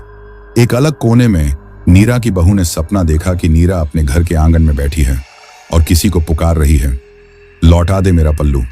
नीरा का चेहरा पहचाना नहीं जा रहा था। वह आधी उजली और आधी काली थी और उसके होंठों से जो शब्द निकले वे सबको चुभ गए। 1 2 3। बहू उठी और रो पड़ी। उसने कहा कि नीरा ने उसे बुलाया था और उसने हाथ पकड़कर कहा, नीरा पुत्र को मत देना। लोग समझ नहीं पाए। नीरा तो 3 साल पहले ही चल ब्याही गई थी, तो किसे कह रही थी? वही रात नीरा के पुराने कमरों में से हल्की सी सरसराहट आई। दरवाजे के पीछे राख की पतली रेखाएं बन गईं और एक छोटी सी छोटी गुड़िया जमीन पर पड़ी मिली। उसकी आंखों के एक पल्लू गायब थे। उसी वक्त बाहर से ढोल की धीमी धीमी टुक टुक आवाज फिर उठी। यह आवाज अब किसी तड़के की नहीं थी, यह किसी जश्न की भी नहीं, बल्कि किसी अंतिम यात्रा की तरह लग रही थी, जिसमें कदम भारी, निश्चय ठहरा। बच्चों ने फिर सपने में वही गड्ढा देखा और उनमें से एक ने कहा कि गड्ढे के अंदर से किसी के हाथ बाहर निकलते हैं और वो अपना नाम लेते हैं। एक बूढ़े ने कहा, नाम लेने से पहले अगर तुम अपने अपने नाम जोर से बोलो तो शायद वो अकेला रह जाएगा। सारी रात गांव वालों ने आपस में एक दूसरे के नाम पुकारे, धीरे धीरे शरण मांगते हुए। यहां तक कि कुछ लोग अपने पुरखों के नाम भी लेते दिखे, जैसे वे अपना जीवन किसी कर्ज की तरह चुका रहे हों। अगला सीन बारिश की बहन था। बारिश जो नहीं हुई। काले बादलों ने गांव को घेर लिया, पर बूंदें नहीं गिरी। वैसे ही गांव के कुएं के पास से नन्हे नन्हे कण उड़ते निकले। जैसे राख के मोती। एक महिला जिसका नाम माया था, कुएं के पास बैठकर कपड़े धो रही थी। अचानक उसने पानी में अपना प्रतिबिंब नहीं देखा, बल्कि एक औरत का चेहरा जो उसे मुस्कुराने की बजाय गिनती सिखा रहा था। 4, 5, 6। माया की चीख सन्नाटे में गूंज उठी और वो बेहोश होकर गिर पड़ी। जब होश आया तो उसने बताया कि वह चेहरा अपना था, पर उसके होंठों पर नीली राख जमी हुई थी और उसने माया को कहा था कि उसे उसके खोए हुए सपने चाहिए थे। माया ने उन सपनों को कभी नहीं दिया और वह जवाब देने आई थी। एक नया दृश्य एकदम शहर की तरह लगा। मोहनलाल ने गांव से बाहर अपने पुराने दोस्त से मिलने की ठानी, जो शहर की तरफ गया हुआ था। वो जीप लेकर निकला, पर बीच मार्ग में उसने देखा कि रास्ते के किनारे छोटे छोटे पत्थर खड़े हैं और उन पर नाम लिखे हैं। कुछ नाम ऐसे थे जिन्हें उसने कभी सुना भी नहीं था, पर जैसे ही वह पास गया, नाम उसके परखच्चों में घुलने लगे। उसके बचपन के दोस्तों के नाम, उसके पिता की पुरानी सहेली, सब नाम अपनी जगह से उठकर उसकी जीप पर गूंजने लगे। मोहनलाल ने जीप रोकी और बोला, यहां क्यों? पर उस जगह पर हवा ने उसे पुकारा, तुमने कहा था सुनाओगे। वह अपने आप को समझाने लगा कि शायद उसकी यादों की भाषा अब किसी और ने सीखी है और वह आवाज अब उन्हें चुरा रही थी। अकस्मात एक और सीन तब शुरू हुआ जब गांव के बच्चे स्कूल की पेंसिलों से अर्थहीन चित्र बनाते सा लगे। लकीरें, घुमाव, चिन्ह और हर चित्र पर वहां का काला धुंधल का हिस्सा बनता गया। मास्टर जी ने पाया कि जो भी चित्र बनाया गया वह धीरे धीरे उसी रात सच हो जाता। एक पुतला टूटकर गिरता, एक मेज अचानक खाली हो जाती और बच्चों की आंखों में डर का नया रंग उभर आया। मास्टर जी ने पेंसिल छीनकर फेंकी, पर वह पेंसिल किसी और के हाथ में पहुंचकर खुद घूमने लगी। उसने बच्चों को कहा, यह खेल नहीं, किसी ने इसे हमारे घरों में बो दिया है। कोई नहीं जानता था किसने बोया, पर सब महसूस कर रहे थे कि बीज उग चुके हैं। अगले दृश्य में कुछ और तीव्रता आई। तांत्रिक रामदास ने गांव के बीच में एक वृत्त बनाया और उसने बार बार बोले, हम इसे रोकेंगे, हम इसे जड़ से निकाल देंगे। लेकिन उसके शब्द बीच बीच में टूटते रहे और उसके हाथ कुछ ऐसे कांप रहे थे जैसे कोई भीतर से उसे खींच रहा हो। वह अचानक चिल्लाया, याद रखो, यह रातें हमारी नहीं, हमारी यादों की हैं। तभी किसी ने कहा कि खेत में जो गेहूं पेड़ों के नीचे सूख रही थी, उसकी कटी हुई पोतियों के बीच से किसी ने आर पार की झलक दिखाई। एक छोटी सी काठ की माला जिसमें बाल थे। माला की महक वैसी थी जैसी मंदिर की मोमबत्ती से आती है, पर उसमें एक सूखी सांस भी थी, कुछ ऐसा जो जिंदा होने की बजाय किसी अन्याय का प्रतीक दिखती थी। एक और छोटा सीन था जहां गांव का सबसे छोटा बच्चा चिंटू अचानक गायब हुआ। उसका बिस्तर सुबह खाली मिला, पर उसके पास एक छोटी लकड़ी की गिट्टी थी और गिट्टी पर राख के 4 छोटे छोटे उकेरे निशान। लोग एक पल में पागल जैसे हो उठे, कांप उठे, रो पड़े और फिर एक रिवाज ही मंदिर की घंटी बजाकर सभी ने मिलकर चिंटू का नाम लिया। घंटी की आवाज जैसे नीली सी ध्वनि में बदल जाती रही और फिर एक आवाज ने कहा, छह। कोई कुछ समझा नहीं, पर सबको सन्नाटा पसरा रहा। चिंटू खुद कई घंटों बाद गायब तैरता हुआ कुएं के किनारे मिला, आंखें बंद और दाएं हाथ में एक मुट्ठी राख पकड़े। उसने कहा, वो कहता था कि मैं उसकी एक मोती हूं, और उसकी बात ने सबको अंदर से हिला दिया। मोती? किसकी मोती? फिर एक सीन आया जो पूरे गांव को काट कर रख दिया। एक बूढ़ी औरत, नाम था गीता, जो बचपन से कभी जल न पाई स्मृति रखती थी, अचानक उठी और बोली, मुझे वो गीत याद आया जो हमारी दादी गाती थी। उसमें शब्द थे जो बंद दरवाजों को खोलते हैं। लोग चकित हुए। गीता ने धीमी आवाज में वही गीत गाया और जैसे ही गीत खत्म हुआ, पेड़ों के बीच से एक हल्की रोशनी निकली, एक छोटी सी द्वार जैसी, और उस द्वार के पार से किसी का हाथ बाहर आया और उसने एक टोकरी रख दी जिसमें पुराने कागज थे, किसी की चिट्ठियां, कुछ टुकड़े जिनमें प्यार के शब्द थे और दिन दिन की छोटी छोटी बातें। गीता ने अपनी आवाज फूटते हुए कहा, वे हमारी बातें मांगते थे यहां से। सबने देखा कि टोकरी में एक पत्र था जिसमें लिखा था, आओ हमें रोज खाने दो, और टोकरी में से राख कुछ धीरे धीरे उड़ते हुए बाहर निकला, मानो उसे वापस लौटाने का तरीका मिल गया हो। रातें लगातार खींचने लगी, पर गांव के लोग थक गए थे, नींद मिट गई, खाने का मन नहीं रहा। लोगों ने फैसला किया कि अगली सुबह शहर से एक बड़ों की टोली बुला ली जाएगी, शायद बुद्धिमान लोग आए और ये सारा खेल समझा दें। पर सुबह तो आई, पर साथ में केवल धुंध और एक चुप्पी थी। शहर के रास्ते पर गाड़ियां और टूटी सी दिखीं और गाड़ियों के ड्राइवर रहस्यमयी तरीके से रास्ता छोड़ दिए। उनके चेहरे सुस्त थे और वे बार बार अपने कानों पर हाथ रखते थे। किसी ने बताया कि रास्ते में एक बूढ़े ने दिखाई दिया जो नाम पूछ रहा था, और जब उसने कहा कि वह जाने नहीं देगा, ड्राइवरों की आंखों में एक अजीब सी ललक आ गई और वे बस गाड़ी वहीं छोड़कर भाग गए। सबने सोचा कि यह न केवल गांव की समस्या है, यह उस क्षेत्र की यादगार बात बन चुकी है। और इस तरह हर नया सीन एक नई परत खोलता गया। किसी ने कहा कि जंगल का किनारा अब चलते चलते गांव के बीच तक आ चुका है। किसी ने कहा कि पेड़ों की तरफ जो परछाइयां आती हैं वे अब धीरे धीरे घरों के आंगनों में चुपके से रुकती हैं। सरोज अब जंगल की तरफ हर सुबह जाती और शाम को लौटती। उसके हाथ में ताबीज और आंखों में किसी समझ का तेज था। उसने लोगों से कहा, हमें याद रखना होगा कि ये हमारा गाना भी है, हम जो भूल कर चले गए थे। पर किसी को पूरा भरोसा न था कि गीत ही सब बदल देगा, क्योंकि गीत गाने के साथ ही एक और आवाज गूंजती, गिनती बढ़ती जाएगी। इस बीच कहीं दूर एक पुराना अखाड़ा खुला। एक बूढ़ा पहलवान जिनका नाम हरिओम था, गांव के बाहर झाड़ियों में मिला। उनका शरीर बूढ़ा था, पर आंखों में लड़ाकू आग थी।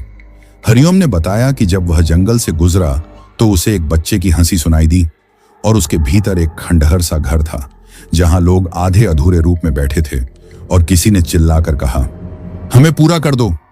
हरिओम ने अपनी कमर पर लाल कपड़ा बांधा और बोला, मैं लड़ूंगा। पर वह अकेला था और रामदास ने चेताया कि अकेलेपन से काम नहीं चलेगा, हमें मिलकर सोचना होगा। सबने मिलकर ठाना कि अगली अमावस्या के पहले वे किसी न किसी तरह के संकेतों को इकट्ठा करेंगे, जो चीजें जंगल की ओर उनसे जुड़ी थीं, ताकि शायद किसी तरह की रस्म अदा की जा सके। पर सबको डर था कि हर कदम पर परछाइयां बढ़ती जाएंगी और आखिरी गिनती आकर फूल जाएगी।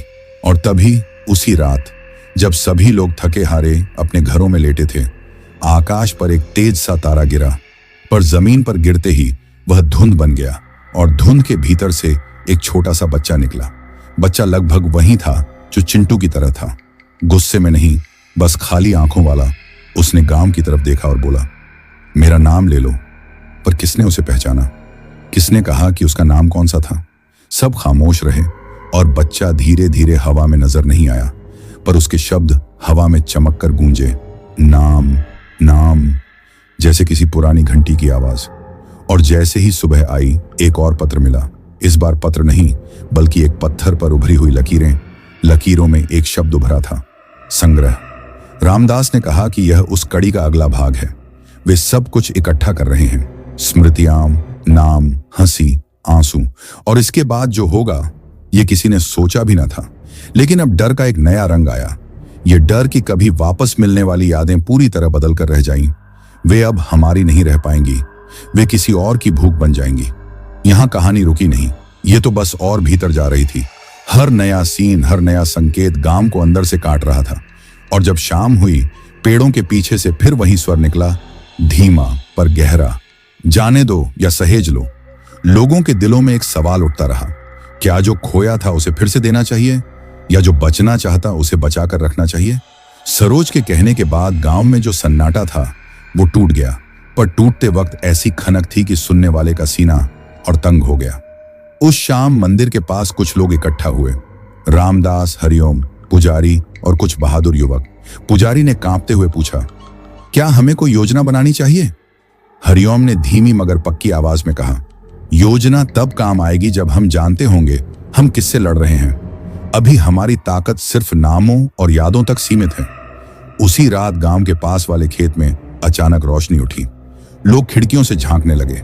खेत के बीच एक छोटा सा मेला सा बन गया था। राख के मोतियों से बनी छोटी छोटी कतारें, बांस की टोहनी पर कटे हुए कपड़े और बीच बीच में किसी के हंसते हुए रूप की परछाई उभरती।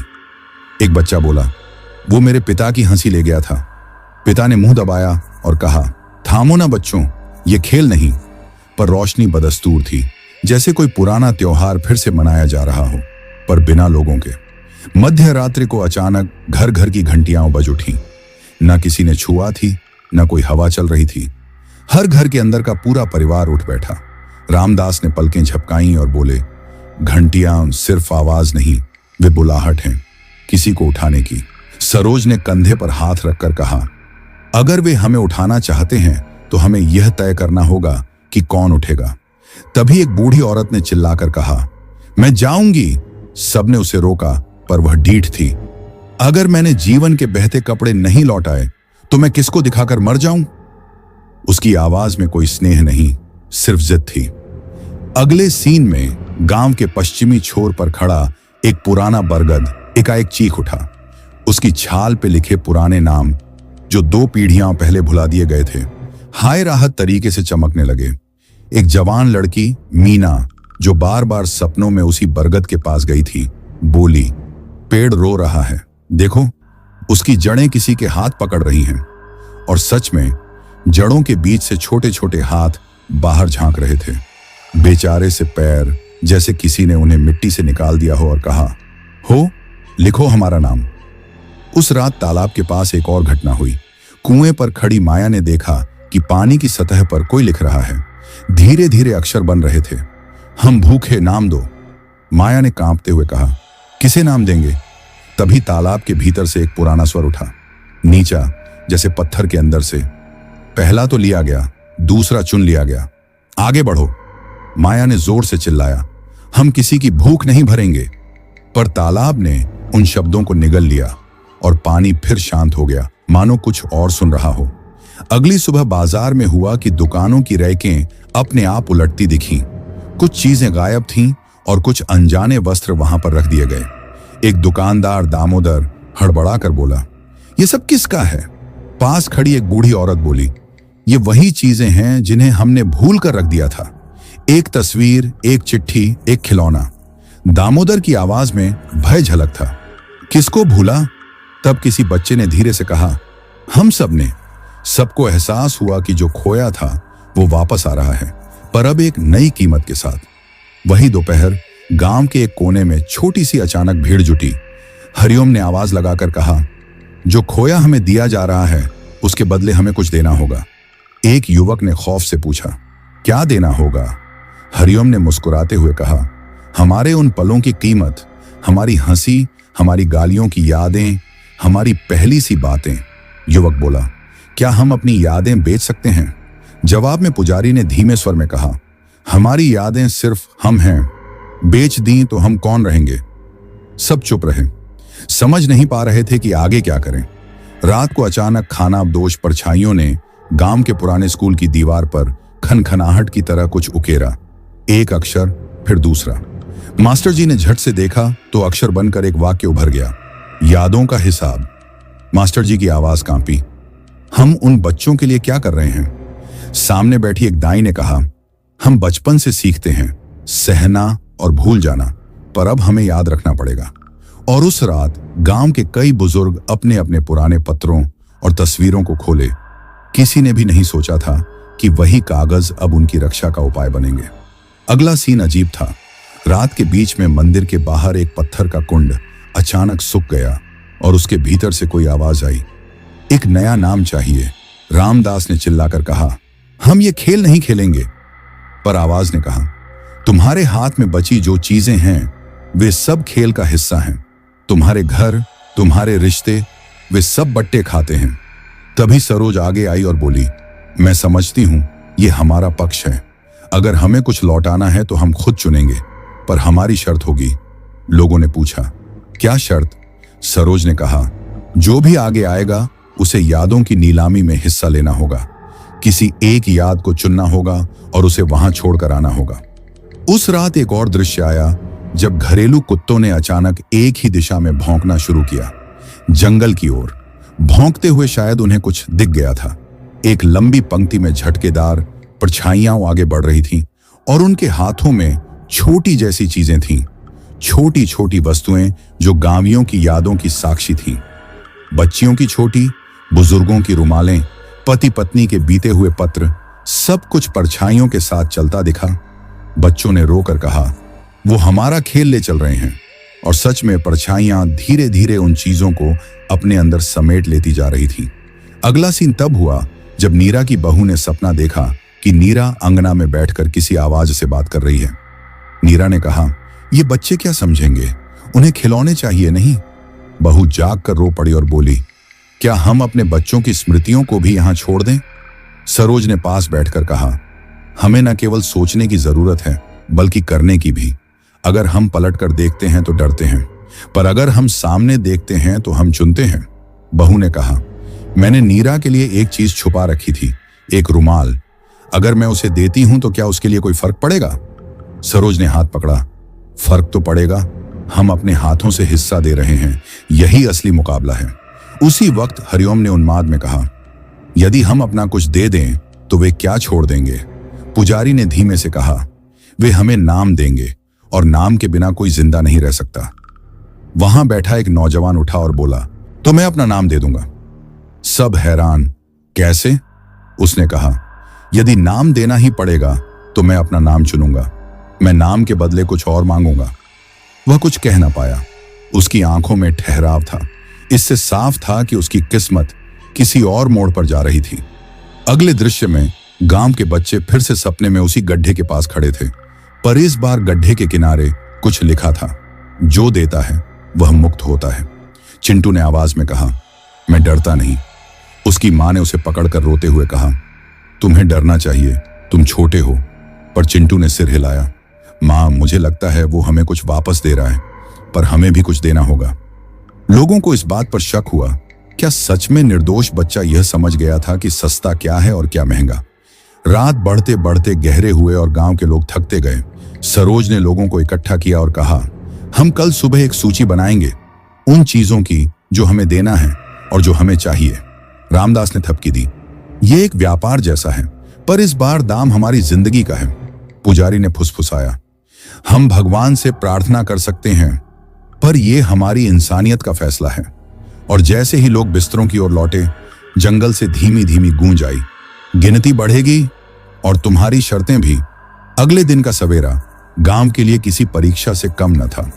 लोग अपने अपने घरों में बैठकर पुरानी चीजें निकाल रहे थे, तस्वीरें, रुमाल, प्यार के पत्र और कुछ खोए हुए उपहार। हर किसी ने कुछ न कुछ निकाला और उसे पैक करके मंदिर की चौखट पर रखा। सबने तय किया था कि वे इन्हें सुबह मंदिर के पास रखकर उसे सौंप देंगे, पर सपने और हकीकत दोनों में अब फर्क घुल चुका था। कोई नहीं जानता था कि यह देन संग्रह किसे सूट करेगी, किसे चैन और किसे और भूख दे जाएगी। सरोज ने सुबह सबका सामना करके कहा, आज मैं आगे बढ़ूंगी, अगर किसी को मेरे लिए कुछ कहना है तो अब कहो। रामदास ने हाथ जोड़कर कहा, तेरे साथ हम सब हैं, पर याद रख, एक बार जो दिया गया उसे वापस नहीं पाया जाएगा। सरोज ने सिर हिलाया और बोला, मैं जानती हूं, मैं अपने अरमानों की एक एक चीज यहां छोड़ दूंगी, ताकि जो खालीपन हम पर चढ़ आया है वो भर सके। मंदिर के बाहर लोगों ने एक एक चीज रखनी शुरू कर दी, पुरानी तस्वीरें, खटखटाते खिलौने, सूजी हुई चाय के कटोरे, टूटे कंगन। सरोज ने अपनी मां की चूड़ियां रखी, अपनी पहली नौकरी का पर्चा और वही छोटी कांच की शीशी जो वह बचपन से छुपाए रखती आई थी।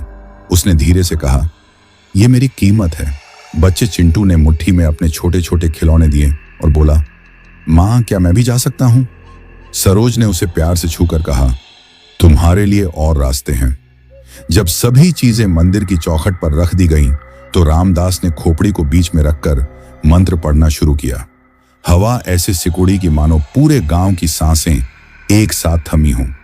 पुजारी ने घंटी बजाई और हरिओम ने कंधे पर लाल कपड़ा बांधा, एक अनौपचारिक सोपान युद्ध की तरह। यह हमारी मनोनीत नीलामी है, रामदास ने कहा। हम खुद फैसला कर रहे हैं कि किसे क्या देना है। जैसे ही मंत्र बढ़े, तालाब के पानी में छोटे छोटे मोतियों जैसी रोशनी फूटने लगी और खेतों की ओर से एक गाढ़ी आकृति बढ़कर गांव में दाखिल हुई। पहले परछाई, फिर ठोस रूप।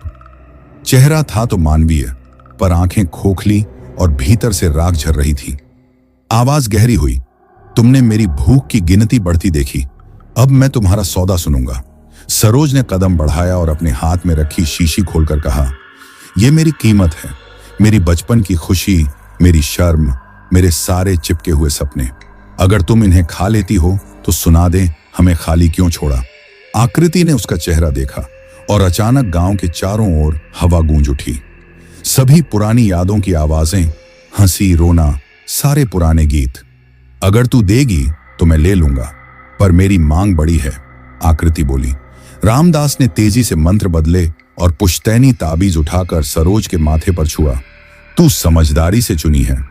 तभी परछाइयों ने मंत्रों के बीच में काट कर कहा, छोटी चीजें हमें नहीं रोकेंगी, हमें नाम चाहिए।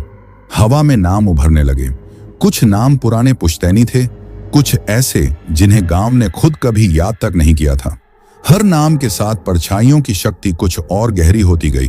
सरोज ने झिझकते हुए पूछा, नाम लेना क्या मतलब है? मंदिर के पुजारी ने जवाब दिया, नाम देने का मतलब है तुम अपनी पहचान का एक हिस्सा वहां छोड़ दोगी, वह हिस्सा लौट कर नहीं आएगा। चिंटू रोते हुए बोला, मां, क्या तुम अपना नाम दे दोगी? सरोज ने उसे चुंबन किया और कहा, अगर इससे तुम्हारा रात का सपना लौट आए तो हां। अकस्मात परछाइयों ने उन नामों की गिनती शुरू कर दी जो मंदिर के चारों ओर रखी चीजों से जुड़ी थीं।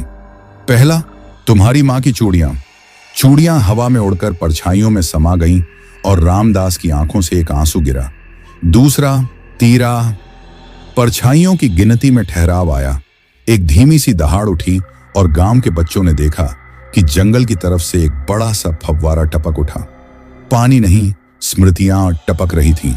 छोटे छोटे दृश्य, पुराने किस्से, सब लटके हुए मोतियों की तरह गिर रहे थे। परछाइयों ने कहा, आपने दिया, पर अब और देना होगा। नाम दो। अगर नाम नहीं दोगे तो हम इसे खुद ले लेंगे। हरिओम ने जांग पकड़ी और बोला, हम नामों का हिसाब रखते हैं, मैं अपना दे दूंगा। रामदास ने मना किया, नहीं, एक योद्धा के नाम की कीमत अलग होती है। नाम से आत्मा बनती है। तभी सरोज ने धीमे स्वर में कहा, अगर कोई नाम देने को तैयार नहीं तो मैं अपनी पहचान में से एक को दे दूंगी। सारे गांव की निगाहें सरोज पर टिक गईं। उसकी आवाज कांप रही थी, पर निश्चय में ठहराव था। मेरा नाम सरोज, जिसे मैं अपनी सबसे पहली सच्ची स्मृति मानती हूं, मैं इसे दे देती हूं। उसने अपना हाथ उठाया और मंदिर की चौखट पर अपना नाम ऊंची आवाज में बोला। परछाइयों ने धीमे से मुस्कान दी और कहा, अब तुम आधी हो। तभी हवा में कुछ चिल्लाहट हुई। किसी ने कहा, यह बेवकूफी है, पर रामदास ने मंत्र बढ़ा दिए। जैसे ही सरोज ने अपना नाम कहा, उस नाम की एक पतली धुंध उसकी हथेली से निकलकर परछाइयों की ओर बढ़ी। वह धुंध कुछ पल में गायब हुई और साथ ही गांव की हवा हल्की सी बदल गई, जैसे किसी ने कमरे की खिड़की खोल दी हो। लोगों ने महसूस किया कि कुछ लौट आया, किसी का पुराना गीत, किसी बच्चे की हंसी। लेकिन संतोष नहीं, परछाइयों ने कहा, हमने आधा लिया पर पूरा लेना है। वो पल जब लगे कि कुछ थमा, तभी जंगल से एक गहरी गर्जना आई और धरती हल्की सी हिली। तालाब के पानी से एक विशाल आकृति ऊपर उठी। यह वही थी जिसे सबने अब तक श्रीमती समझा था, पर अब उसका चेहरा बदल चुका था। आंखों में राख और उसके मुख से निकलती हर आवाज गांव के बीते हुए पलों की प्रतिध्वनि थी।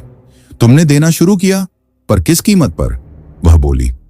रामदास ने मुख खोलकर कहा, हमने अपनी मर्जी से दिया, हम अपने गांव को बचाने के लिए कुछ भी करेंगे। एकाएक परछाइयों ने गांव के चारों ओर मंडला बनाया। कुछ घरों के ऊपर धुंध के परतें चढ़ीं और वहां से लोगों के चिल्लाने की आवाज छिड़ गई। किसी ने कहा, मेरी मां का नाम। किसी ने कहा, मेरी शादी की चिट्ठी। पर छीनने वाली आवाज ने कहा, जो दिया है वह वापस नहीं आएगा, पर जो मिला है वह तुम्हें पूरा भी नहीं करेगा। बच्चों की आंखों में डर बढ़ा, लेकिन किसी की हिम्मत टूट नहीं पाई। हरिओम ने कांधी उठाकर कहा, अगर शब्द आज तुम्हें बांधते हैं तो भाला भी शब्दों का विरोध करेगा। रामदास ने अचानक हथेली उठाकर कहा, हम लड़ेंगे, हम अपने शब्दों और यादों के लिए पटरियों पर उतरेंगे। पुजारी ने मंत्र जोड़ों का समन्वय किया और रामदास ने आखिरी ताबीज तोड़ी। परछाइयों ने घबराहट की झलक दिखाई। वे जानते थे कि अब गांव के लोगों ने अपनी मर्जी से कुछ दे दिया है और अब उनकी जिद भी बढ़ी है। ठीक है, परछाइयों ने कहा, तो एक आखिरी सौदा है, तुम्हें तय करना होगा कि कौन अंतिम नाम देगा। सभी ने एक दूसरे की तरफ देखा। किसी के चेहरे पर चमक थी, किसी की आंखें खाली थीं। अचानक सरोज ने कदम बढ़ाया। मेरा नाम आधा भी गया, पर अगर आखिरी नाम भी मैं दूं तो क्या मिलेगा? परछाइयों ने फुसफुसाया, पूरा होना। सरोज ने कहा, तो मैं आखिरी को चुनती हूं, लेकिन मेरी शर्त होगी, जब भी तुम कहीं से लौटोगे हमें सिर्फ चीजें नहीं दोगे, हमें हमारी यादें वापस दोगी। परछाइयों ने ठंडी हंसी में कहा, शर्तें तुम रखती हो, देखेंगे। तभी एक तेज रोशनी फैली और गांव के बीच में रखा ताबीज अचानक चमक उठा। रामदास ने देखा कि ताबीज के अंदर कोई पन्ना फड़फड़ा रहा है। उस पर पुराना लिखा हुआ नाम नजर आया, चांडाल किनाराम। हवा पहले धीमी थी पर अब तेज हो गई। परछाइयों ने कहा, अगर तुम उसे खुद मिटा दोगे तो हम भी मिट जाएंगे। रामदास ने कटाक्ष में कहा, हम मिटाएंगे नहीं, हम याद रखेंगे, पर तुम्हें वहां सीमित कर देंगे। अंत में समुद्र जैसा बड़ा क्षण आया। सबने मिलकर रामदास के निर्देश में एक बड़ा घेरा बनाया और हर व्यक्ति ने मंदिर के पास रखी चीजों में से जो सबसे प्रिय थी उठाकर अपने सामने रखा। सरोज ने आखिरी बार अपने नाम की खिड़की खोली और कहा, अगर मैं दे दूं तो इसे बंद कर दो। उसने अपने होंठों से नाम कहा और उसी क्षण एक चिल्लाहट सी निकली जो धरती में उतरती निकली। परछाइयों की कतार टूटती दिखी, एक एक कर वे धुंध में बदलने लगी और जिन जगहों पर वे खड़े थे वहां से स्मृतियां टपकने लगीं। कुछ लौटी, कुछ बदल चुकी थीं। गांव के लोगों ने महसूस किया कि हवा में हल्की सी सफाई हुई है, जैसे कोई जाले से गुजरा हो। पर अगले ही क्षण जमीन से एक नई दरार उभर आई, छोटी नहीं, गहरी। दरार से एक आवाज आई, उतनी शांत कि सुनने वालों के दिल थम गए। तुमने हमें मना कर दिया, पर तुमने ये भी नहीं जाना कि हमारी भूख कभी पूरी नहीं होती। दरार से एक आकृति बाहर निकली, पर यह पिछली जैसी नहीं थी। ये छोटे छोटे नामों की गठरी लेकर आई थी और उसके भीतर पसंद की गई सारी यादों की झिलमिलाहट थी। परछाइयों ने हंसते हुए कहा, तुमने जो दिया वह हमें शक्ति देता है, पर जो हमने लिया है वह लौटाना आसान नहीं। सरोज ने आगे बढ़कर उस गठरी को देखा। उसमें उसके बचपन के कुछ दृश्य भी थे। उसने धीरे से कहा, अगर यह हमारी गलती है तो इसका दंड भी हमारा ही भुगतना होगा, पर क्या तुम भरोसा करोगे कि जो लौट आओगे वह वही होगा? परछाइयों ने आंखें चमकाईं, हम भरोसा नहीं करते, हम देखते हैं। तभी जंगल की ओर से एक तरह की शांति आई, मानो प्रकृति ने खुद बीच बचाव कर दिया हो। हरिओम ने अपने हाथ में एक पुराना तलवार पकड़ा और बोला, अगर स्मृति की रक्षा करनी है तो हमारा मरना होगा, पर मैं नहीं मरूंगा, मैं लड़ूंगा। हवा में गूंजती आवाज आखिरी रूप से बोली, यह गांठ खुली है पर पन्ने अभी अधूरे हैं। तुमने कुछ लौटा लिया, पर कुछ हमने खो दिया। गांव के लोग एक दूसरे की ओर देख रहे थे, आंखों में थकान पर चेहरे पर नई अनभिज्ञ ताकत। सरोज ने धीरे से अपने मुंह से कहा, हम इसे आगे बढ़ाएंगे, हम अपनी कहानियां खुद लिखेंगे। पर अब तुम भी सुनो, हमने अपनी कीमत चुकाई है, पर तुम्हें भी चुकाना होगा। परछाइयों ने धीमे स्वर में कहा, हमने वादा नहीं किया, हमने केवल भूख दिखाई। और तभी जैसे किसी ने कहानी के पन्ने पलटे हों, जंगल की तरफ से एक और स्वर उठा, नया, अलग, मानो किसी दूसरे जगत की पुकार। खुला नहीं है, दरवाजा खुला है, पर असली किताब अभी बाकी है। सरोज ने अपनी हथेली उठाई और कहा, तो फिर लिखो, हम तैयारी में हैं। गांव के लोगों ने अपने अपने हाथ मिलाए। कुछ खो चुका, कुछ पाया, पर सबके दिल में अब एक नया द्वंद्व था। क्या जो लौटा है उसे अपनाकर जिया जाए, या जो गया उसे भुलाकर नया आरंभ किया जाए? रात गहरी थी और हवा घबराई सी। मंदिर के आंगन में रखी चीजों की छोटी छोटी पोटलियां टिमटिमा रही थीं, मानो हर एक में किसी की हंसी अटकी हो। सरोज ने सांस ली और बोला, अगर हम आज नहीं खड़े हुए तो यह कुछ भी नहीं रोकेगा। जो देना है दे दिया, अब लड़ना होगा। रामदास ने माथा फेरते हुए कहा, हम लड़ेंगे, पर लड़ाई सिर्फ हथियारों की नहीं, यह यादों, नामों और हौसलों की टक्कर है। हरिओम ने तलवार टटोलते हुए आंखें चमकाईं, मैं तुम्हारे साथ खड़ा हूं और मेरी कमर टूटेगी, पर आंखें नहीं। तभी जंगल की ओर से एक सूक्ष्म सी ध्वनि आई। पहले तो कोई शब्द नहीं, बस रगड़ सी आवाज। फिर अचानक तालाब के पास से एक आवाज निकल पड़ी, तुमने कीमत दे दी, पर मेरी भूख और गहरी है। परछाइयों ने गांव के चारों ओर झुंड बना लिया। उन परतों के बीच से चेहरे झांक रहे थे, कुछ तो पहचान के थे, कुछ पराए। एक ने कहा, नाम नहीं दिए तो हम खुद चुन लेंगे। दूसरे ने थप्पड़ जैसा फुसफुसाया, और नाम लेकर हमारी गिनती पूरी होगी। रामदास ने खोपड़ी के ऊपर हाथ रखा और मंत्रों की थाली फेरनी शुरू की। उसकी आवाज थमी सी लेकिन दृढ़ थी, हम अपनी मिट्टी, अपनी यादें और अपने बच्चों के लिए खड़े हैं, किसी भी कीमत पर अपना गांव नहीं छोड़ेंगे। तभी एक परछाई सरोज के ठीक सामने आई और बोली। उसकी आवाज अंदर गूंज रही थी, तेरी देन अच्छी है पर वह तुझे पूरा नहीं करेगी, आखिरी नाम चाहिए। सरोज के होंठ कांप उठे। तो लो, उसने कहा, पर हम रुकेंगे नहीं। फौजी सी चुप्पी के बीच रामदास ने एक पुरानी रस्म शुरू की। सभी ने हाथों में रखी चीजों को एक एक करके अग्नि में डाला, ताकि जो कुछ लौट रहा है वह साफ हो। आत्मा की गिनती नामों से जुड़ी है, रामदास ने कहा। अगर हम अपना नाम देना ही है तो वह नाम मजबूत और शुद्ध होना चाहिए। लोगों ने अपनी अपनी लंगोड़ नाम पुकारे, किसी ने अपनी मां का नाम, किसी ने अपने पिता का नाम। आवाजें जंगल में खो गईं और परछाइयों ने उन नामों को छकना शुरू कर दिया। कुछ नाम चबाए गए और राख में बदल गए, कुछ का प्रतिकार हुआ और उनका रंग फीका पड़ा। क्लाइमेक्स वहीं था जब परछाइयों ने अचानक दावा किया, तीसरा पूरा। और उसी लम्हे में जमीन ने एक गहरी खांची बनाई। खांची से जैसे कोई पुराना पन्ना झांक उठा और उसके किनारे पर कोई आकृति बाहर आई। वह चांडाल किनाराम की आधी चित्रित परछाई थी, पर इस बार उसमें और भी कई चेहरे जुड़े हुए थे, गांव के उन नामों के नक्श जो कभी भूले गए थे। उसने गरज कर कहा, तुमने भरा है पर यह खेल खत्म नहीं हुआ, तुम्हें नाम देने होंगे। हरिओम हथियार उठाकर उस पर दौड़ा, पर परछाई का स्पर्श धरती में उतरते ही हरिओम का शरीर धरती से जुड़ सा गया। वह चीखते हुए गिरा। आंखें खुली तो उसकी आवाज अंदर की कोई गूंज ले आई। उस पल सरोज आगे बढ़ी।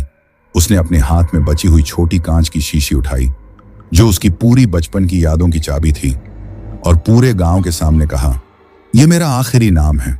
मैं अपनी पहचान का वह हिस्सा दे रही हूं जो मुझे सबसे प्रिय है। सबने रोते हुए देखा कि उसने अपनी उंगली शीशी के तले रखी और शब्दों में अपना नाम धीरे धीरे बोला, सरोज।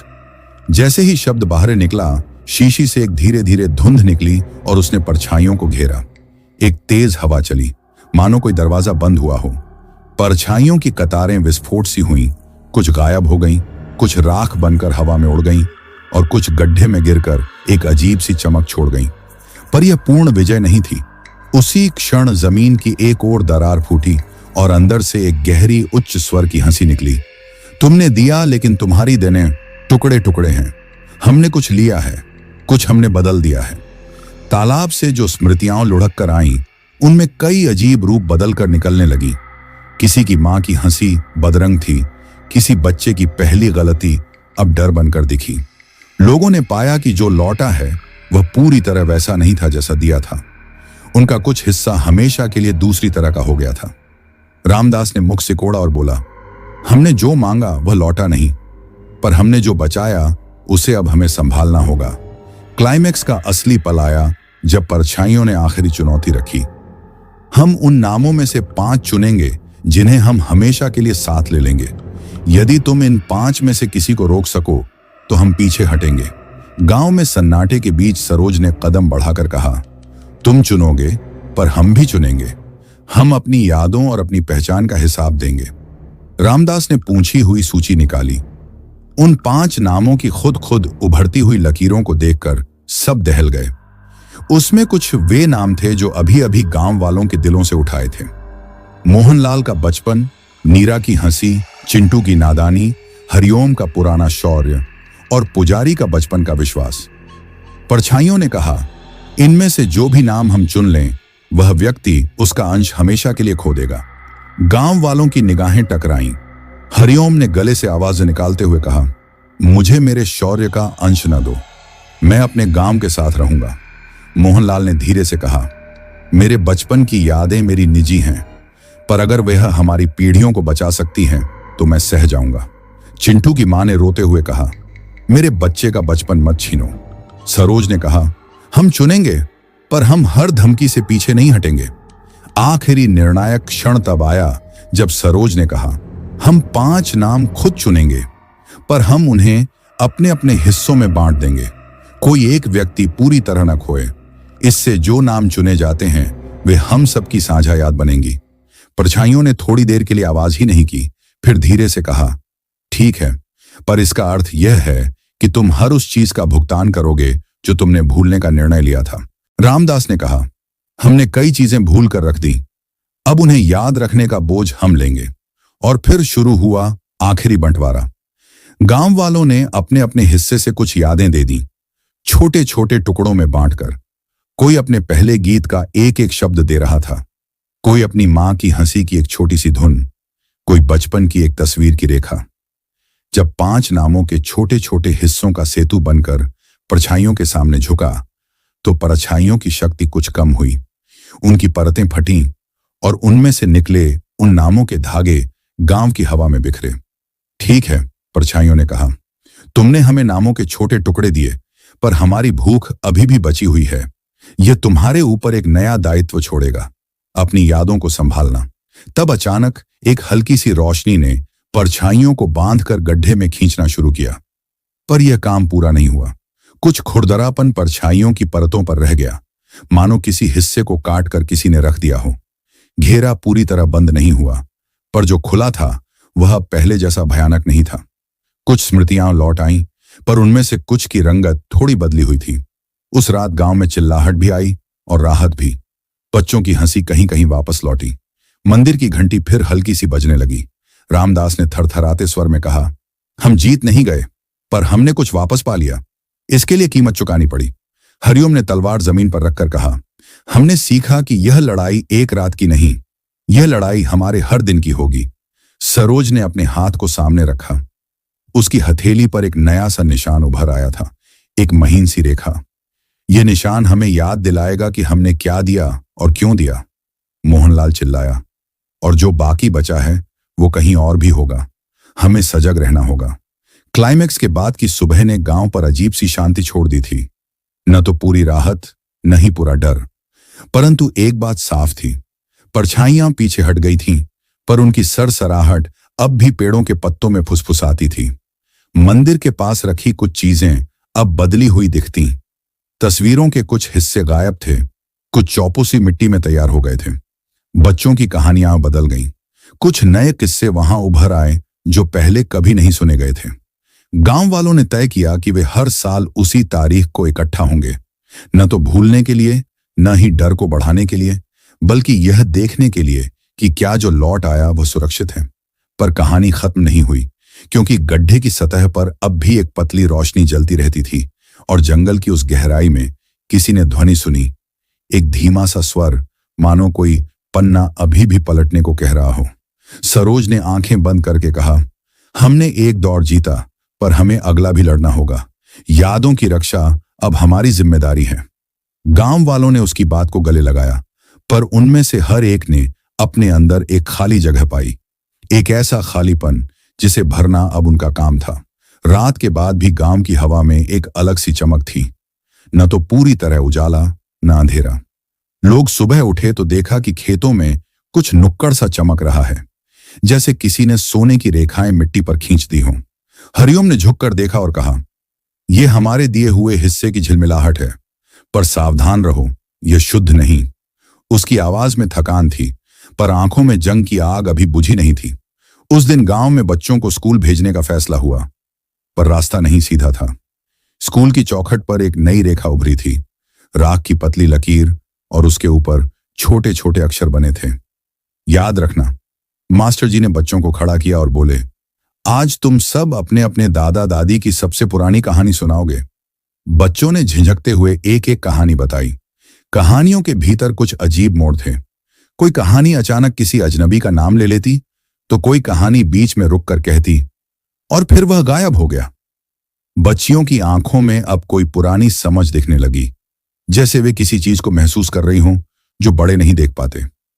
शाम को पुरानी दुकान वाले दामोदर ने शहर से आए हुए किसी अजनबी के बारे में बताया। अजनबी ने कहा कि उसने पास के कई गांवों में यही असर देखा है, पर वह भागने जैसा कर गया। उसने कहा, यह जगहें सामान्य नहीं रहीं, जहां यादें जमा रहती थीं, वहां अब भूख भी अटका है। दामोदर की बात सुनकर रामदास ने कहा, हमें बाहर देखने की जरूरत है, यह सिर्फ जूनागढ़ की समस्या नहीं। सरोज ने उसकी ओर देखा और बोली, अगर बाहर भी यही है तो हम कहीं भागकर क्या करेंगे? हमें यहां लड़ना होगा। उसकी आवाज में अब कुछ कटु निश्चय था। उस रात 12 बजे गांव की एक औरत, माया, अचानक घर से बाहर निकली। उसने देखा कि आसमान में एक सर्पिल सी छवि बन रही है। उसकी आंखों के सामने पुराने चेहरों की कतार घूम रही थी। वह रोई और पुकारा, क्यों मेरे पापा का चेहरा फीका है?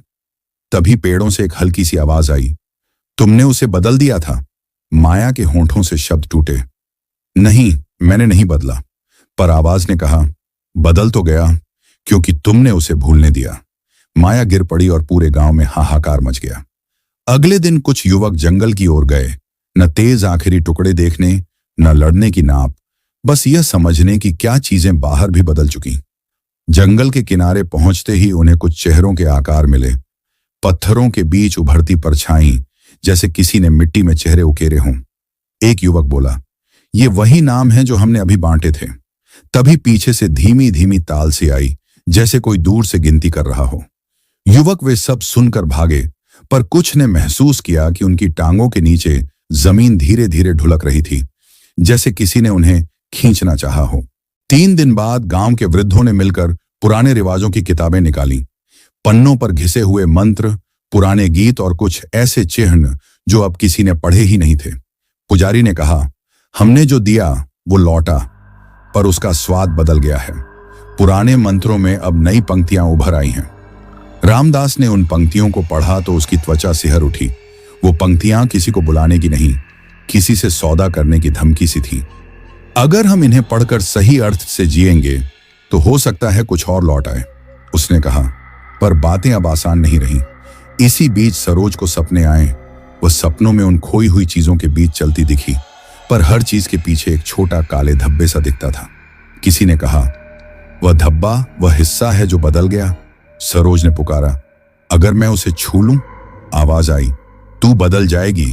पर सरोज ने ठान लिया, तो बदल कर भी मैं जीऊंगी। उसने अपने आप से वादा किया कि वह न केवल देकर छोड़ देगी, बल्कि लौटे हुए हिस्सों को फिर जीवन देंगी, चाहे उन्हें जान से लड़ना पड़े। रात को गांव में अचानक एक नई परंपरा बन गई। हर घर में एक मिट्टी का दीपक रात भर जलता रहा। लोग अपने अपने बांटे गए हिस्सों के पास बैठते और उन चीजों को गुनगुनाते जो उन्होंने दी थी। कभी मां के गीत, कभी पिता की हंसी, कभी बचपन के खेल। कुछ लोगों ने पाया कि जब वे गुनगुनाते तो वापस आई हुई स्मृति में नरमी आती, कठिन भाव नरम पड़ते। रामदास ने समझाया, यादों को संजो कर रखने से वे हमारी रक्षक बन सकती हैं, वरना वे खाद बनकर वापस खा लेंगी। उसकी बात से गांव में नई उम्मीद जगी, पर उस उम्मीद के साथ थका हुआ डर भी था। एक सुबह गांव के किनारे पर एक बच्चा खेलते खेलते चिल्लाया। उसने जमीन पर कुछ लिखा देखा था। राख के भीतर से निकलकर अक्षर बने थे, सावधान, अंत अभी नहीं है। सभी दौड़े और देखा कि खेत की मिट्टी पर छोटे छोटे निशान बन रहे थे, जैसे कोई रेखा खींच रही हो। निशान गांव की ओर बढ़ रहे थे। हरिओम ने तलवार उठाई और बोला, अब जो भी होगा हमें तैयारी करके ही सामना करना होगा। उसकी आवाज में अब न केवल शौर्य था, बल्कि चिंता भी थी। यह खतरा अब और नजदीक दिखता था। उस रात अचानक पुरानी मिट्टी की एक दीवार गिरी और उसके भीतर से एक और दरवाजा खुला। पर यह दरवाजा किसी और दुनिया का प्रतीक था। उस पर चित्र उकेरे गए थे जो गांव के उन पलों को दिखा रहे थे जिन्हें लोग भूलकर आगे बढ़ गए थे। रामदास ने कहा, यह दरवाजा हमें चुनौती दे रहा है या हमें परीक्षा? सरोज ने कदम बढ़ाया और दरवाजे में झांका। उसमें उसने अपने बचपन के खेल और मां की हंसी को एक साथ देखा, पर उन्हीं के बीच एक गहरा सा सन्नाटा भी दिखा। उसने कहा, हमें इसमें उतरना होगा। हम अपनी यादों के उस हिस्से तक जाएंगे जो हमने कभी छुपा लिया था। पुजारी ने हाथ जोड़कर कहा, यह खतरनाक है, पर शायद यही रास्ता है। अगले दिन सरोज, हरिओम, रामदास और कुछ चुने हुए लोग दरवाजे के पार गए। वहां का माहौल अलग था। हवा रंगीन थी और आवाजें टूटती जुड़ती थीं। वे एक बड़ी बस्ती में पहुंचे जहां लोगों की यादें सामान की तरह रखी जा रही थीं। लकड़ियों पर लटका हुआ खिलौना, कटोरी में भरा बच्चा का पहला दांत, कुछ कपड़े जिन पर किसी की खुशबू थी, पर बीच में एक विशाल कंटेनर था। उसमें वे नाम सहेजे जा रहे थे जिन्हें परछाइयों ने चुना था। सरोज ने देखा कि कंटेनर के चारों ओर कई सुअर जैसे प्राणी घूम रहे थे। वे खाने की तरह नाम चबाते और खुश होते थे। ये वही भूख है, रामदास ने कहा, ये नामों की भूख। वहां से भागकर लौटते हुए वे लोगों ने निर्णय लिया, अब न केवल प्रतिकार बल्कि समझदारी से काम लेना होगा। उन्होंने तय किया कि जो वापस आए हुए हिस्से थे उन्हें मिलकर संवारा जाएगा और जो नाम परछाइयों ने ले लिए थे उन छोटे छोटे टुकड़ों को गांव के हर घर में बांट दिया जाएगा ताकि कोई एक ही व्यक्ति पूरी तरह खो न जाए। सरोज ने कहा, हम साझा करेंगे क्योंकि अकेला देने से न हम बचेंगे न वह। पर अंधेरे की एक किरण अभी भी उनके पीछे पीछे चल रही थी, मानो कह रही हो यह सिर्फ पहली परत थी। और इसी बीच जंगल की गहराई से एक नए स्वर की खबर आई, एक स्वर जो पहले कभी नहीं सुना गया था। वह स्वर मानो कहता था, तुमने भाग लिया पर अब तुम चुनो, क्या तुम अपने सबसे कीमती हिस्से को देने के लिए तैयार हो या फिर हम कर देंगे। गांव वालों ने एक दूसरे की ओर देखा, चेहरों पर भय और निर्णय का संगम था। सरोज ने अपनी उंगली से मिट्टी पर एक छोटी सी रेखा खींची और बोली, हम चुनना सीखेंगे। उसकी आवाज धीमी लेकिन पक्की थी। सरोज ने आखिर में वही किया जो उसने सबसे पहले ठाना था। वो अकेले नहीं गई, पूरे गांव की आवाजों, यादों और छोटी छोटी चीजों का एक चक्र लेकर वो पीपल के पास पहुंची और बोली, अगर हमें जीना है तो हम अपना हर एक टुकड़ा बांट कर देंगे, कोई एक पूरा ना खोए। रामदास ने धीमे मंत्र पढ़े, हरिओम ने अपनी कमर कस ली और बच्चों ने, माओं ने, बुजुर्गों ने अपने छोटी छोटी खुशियां, पुरानी हंसी, पहले गाने की धुन, जो कुछ भी उन्हें सबसे ज्यादा प्यारा था, सब एक एक करके बीच में रख दिया। परछाइयों ने गिनती शुरू की और उस गिनती का असर तभी थमा जब सरोज ने अपनी अंतिम याद, अपना नाम, अपनी पहली मुस्कान का एक एक शब्द पूरे गांव के सामने दे दिया और कहा, यह मेरी कीमत है, पर मैं मांगती हूं कि जो लौटे वह पूरा लौटे, रंग रूप में न बदला जाए। एक लहू सा सन्नाटा पड़ा और फिर हवा में जैसे किसी ने दरवाजा बंद कर दिया हो। परछाइयां धीरे धीरे रोल सी होकर बिखरने लगी, कुछ राख बनकर उड़ गईं, कुछ गड्ढे में समा गए और जो स्मृतियां वापस आईं वे धुंधली थीं पर जिंदा थीं। हमने तुम्हें तो आंशिक रूप से वसा दिया, वहां की सबसे पुरानी परछाई बोली, पर तुम्हारी चुनौतियां अब तुम्हारा मान सम्मान बने रहेंगी। रामदास ने चोट से कहा, हमने कीमत चुकाई है पर अब हमारी कहानी हमारी है। और सच में जूनागढ़ टूटा नहीं बल्कि बदल गया। लोग अब अपनी यादों की चौकी रखते हैं, हर साल वही तारीख एक साथ अपने घरों में बैठते हैं, गीत गाते हैं और वो छोटी छोटी चीजें जिनसे गांव की रूह जुड़ी थी उन्हें संभाल कर रखते हैं। पर आखिरी पन्ने पर एक हल्की सी फुसफुसाहट अभी भी रहती है। शाम के समय जब हवा ठंडी होती है तो किसी बच्चे की अधूरी हंसी सुनाई दे जाती है, जो बताती है कि हर खतरे की तरह यह भी पूरी तरह सोया नहीं, पर अब जूनागढ़ जागरूक है और सीख चुका है कि भूलना भी कभी कभी बड़ी कीमत पर आता है। अगर आपको यह कहानी पसंद आई हो तो हमारे चैनल को सब्सक्राइब जरूर कर दीजिए, वीडियो को लाइक और शेयर करिए। अगली वीडियो जल्दी आ रही है और ऐसी वीडियो बनाने में बहुत मेहनत और समय लगता है, इसीलिए आपका एक सब्सक्राइब और एक लाइक हमारे लिए बहुत बड़ी ताकत है। धन्यवाद और मिलने हैं अगले किस्से में।